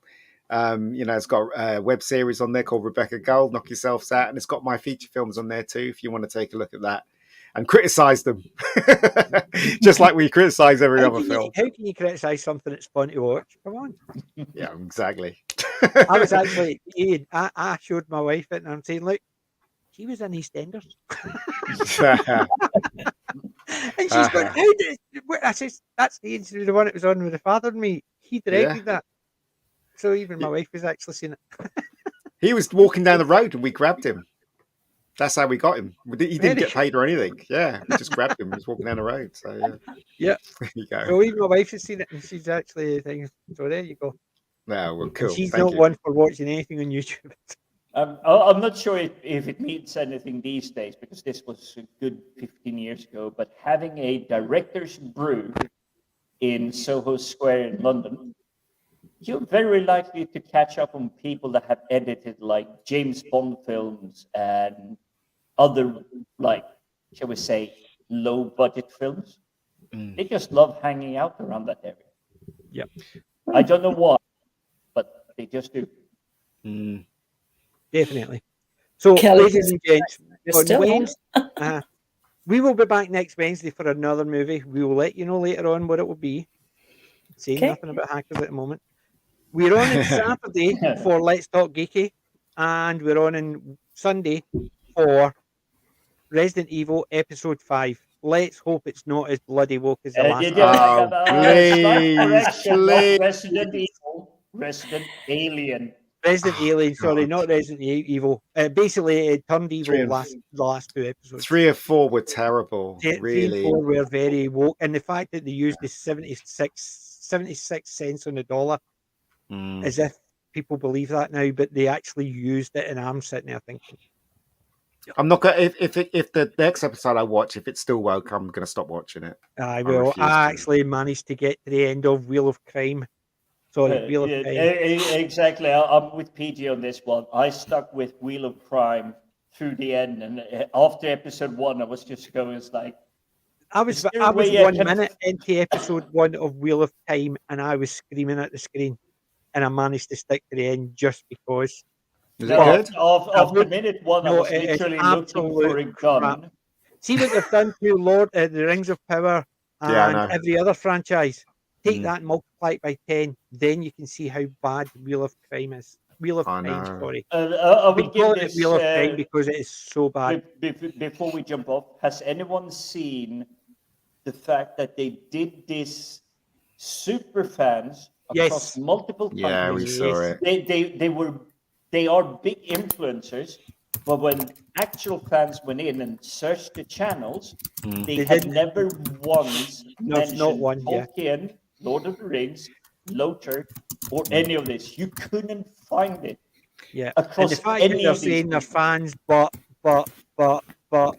Hold on, guys. Have you seen the trailer for Elvis? No, No. not yet. No, Okay, yeah. right. So the trailer for Elvis is directed by Baz Luhrmann, and please tell me that you don't. The person that got to play Elvis, why does he look so gay? I don't understand seen it. why they've cast this guy and he looks incredibly gay to play Elvis. I mean, no disrespect to anyone that's gay out there. No. I'm just pointing out the fact that the guy looks gay for Just- some reason. Elvis is a very manly person. Do you know what I mean? Yeah. Yet they cast this guy. Do you know who I the would best never Elvis have is? cared. Bruce I would Campbell. never have cared if Elvis Yeah. was gay, but it was his move, his hip shaking and everything that got the ladies into That's what I'm saying. But the point I'm trying to, if you see the trailer and you don't say there's something wrong with this guy, that he doesn't look right, and the conclusion I came to is that this guy looks gay. Well, I mean, What's it called? why? Just It's called Elvis? Elvis. Yeah, it's directed by Baz Luhrmann. Yeah. And I saw the trailer. And I was like, he looks a bit like Elvis. Doesn't really look like Elvis. I think even Kurt Russell looked like more Elvis than this fella. And 2, he looks incredibly gay. What are they trying to say here? I don't understand. What's the messaging, I suppose? Yeah. Exactly. So I don't know. So take a look at the trailer. You know, as I said, no disrespect to Well, anyone that's gay out there. I'm not having a go at that at all. Curious question: is this Baz Luhrmann the same guy that did the graduation song "Always Wear Sunscreen"? Yeah, I think so. Yeah, he didn't do it. He produced it. But why he was Yeah. like name attached or whatever it was. Wow. Yeah. I have some research to do. Yeah, well, we will look at it. We might even do a. I'm just reaction confused. video on I'm it. confused. I'm like, am I the only one that could see this guy looks gay? Am I the only one? You know. Yeah. And The thing is, if you were getting someone to play, you got John Hurt to play Quint and Crisp, but if you got The Rock to play Quint and Crisp, people would go, that just didn't look right. Exactly. And that's the thing. You need to get someone who's got the mannerisms, and if the mannerisms Austin. are off, no matter what, You know who it'll look else is in it? Tom Hanks is in it. Tom Hanks is in it. Yeah, I'm wow. seeing that Well, now. I would Is he playing the say. Colonel? Sorry, when you go first, then I go. I was just going to say the actor playing Elvis is Austin Butler. Is his name? I'm just having a. Does he quick- look gay to you though? When you see I'm trying him, to find does his images now. I'm just googling it now. I just couldn't believe it. I saw the trailer. I was like, am I the only one that thinks this guy looks gay? You know, Elvis was a very manly man. You know. He doesn't. I wouldn't have picked him. as far as his appearance goes for Elvis. I'd have to see his mannerisms, and I'd have to see him. He looks like a kid. He looks like a wee boy. You know that I suppose he cartoon? could be You're Elvis like as spoiling a it for very me young because man. this is But it's my own You know, show. do you remember that cartoon they did of Luke Skywalker recently, and they drew Yes. him like a girl? This is what I think they're doing with Elvis. oh god, They cast. I'm not. I said, Feminizing I'm him. no disrespect to anyone that is gay. I apologize. No, if I and insult that's you. obvious, Ian. But yeah, this guy, that's obvious. Yeah. he looks gay. He looks gay, and I'm like, why have they cast this guy? What See, is and the that's the messaging? thing. They're going for the young millennial look, and I think that's where it's wrong because they've got an idea. And whereas, as I said, if somebody doesn't look right for the part, it doesn't matter Exactly. what else they look like. It just doesn't look right, and it's always off. And that's the thing. Yeah. We all have a look I back will. at I will say I'm gonna this. offer a little bit. Yeah. Sorry, Wendy. Oh, Wendy? sorry, I was just going to say. I will say that the actor that they cast to play Freddie Mercury, I was a little bit unsure of when I first saw him out of character. But admittedly, he actually, I thought, did a pretty good job in that. He did, yeah. Of picking up his mannerisms and. He looked nothing like Freddie Mercury, but he did pick up No. mannerisms. But this guy, as I said, I think it's he's quite. it's modern day he almost politics, looks I think. sculpted. He almost looks like he's like what's the word? Gay. That's the word. He looks gay. I'm sorry. He looks too perfect, I guess, and that might be the best way of describing it. Doesn't look any. He has a little essence of Elvis. No, I don't mean that's perfect. Elvis, I don't right? mean perfect as Elvis. Yeah. I just mean he looks too perfect. He looks So- too sort of just smooth and I don't know. Just watch the trailer and you know what I mean. There's Elvis there, right? So, and there he's Just there, looking at his images here. right? So If that that's is the Austin actor, Butler. the Butler. guitarist. But too, however, right? Ian, Look at that picture. I'm sorry, but come on, does that scream manly to you? Yeah, that's the one I was thinking of. He just looks too. He almost looks like he's got he's like a cartoon figure almost. He's too He looks perfect. effeminate. He's got, yes. with He definitely has with the one feminine- curl going down, even the outfit just looks. Yeah. But I don't really And that one recall there, Elvis he actually having looks a lot the, better. In that one there, he looks a I lot better don't really because recall he's an action, I Elvis, suppose. Elvis having the like Luke. He had. Yeah. Look at the left side picture.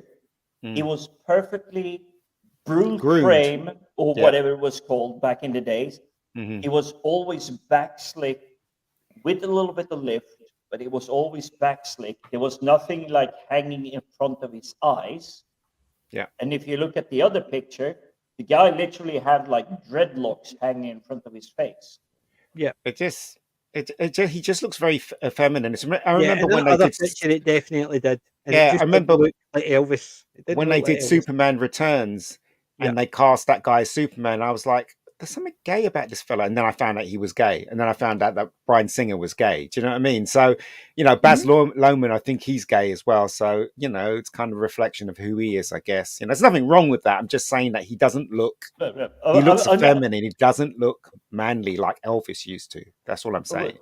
Well, exactly. that's I don't really care about this. And I actually have family members who are gay. And trust me, you couldn't pick them out in like a 2-people lineup and standing them next to the Rock. And it's like, which one is gay? You would point at the Rock and just going, that's the gay one. Yeah. And not block it because they're just like everybody else of us. It's another statement that we don't need.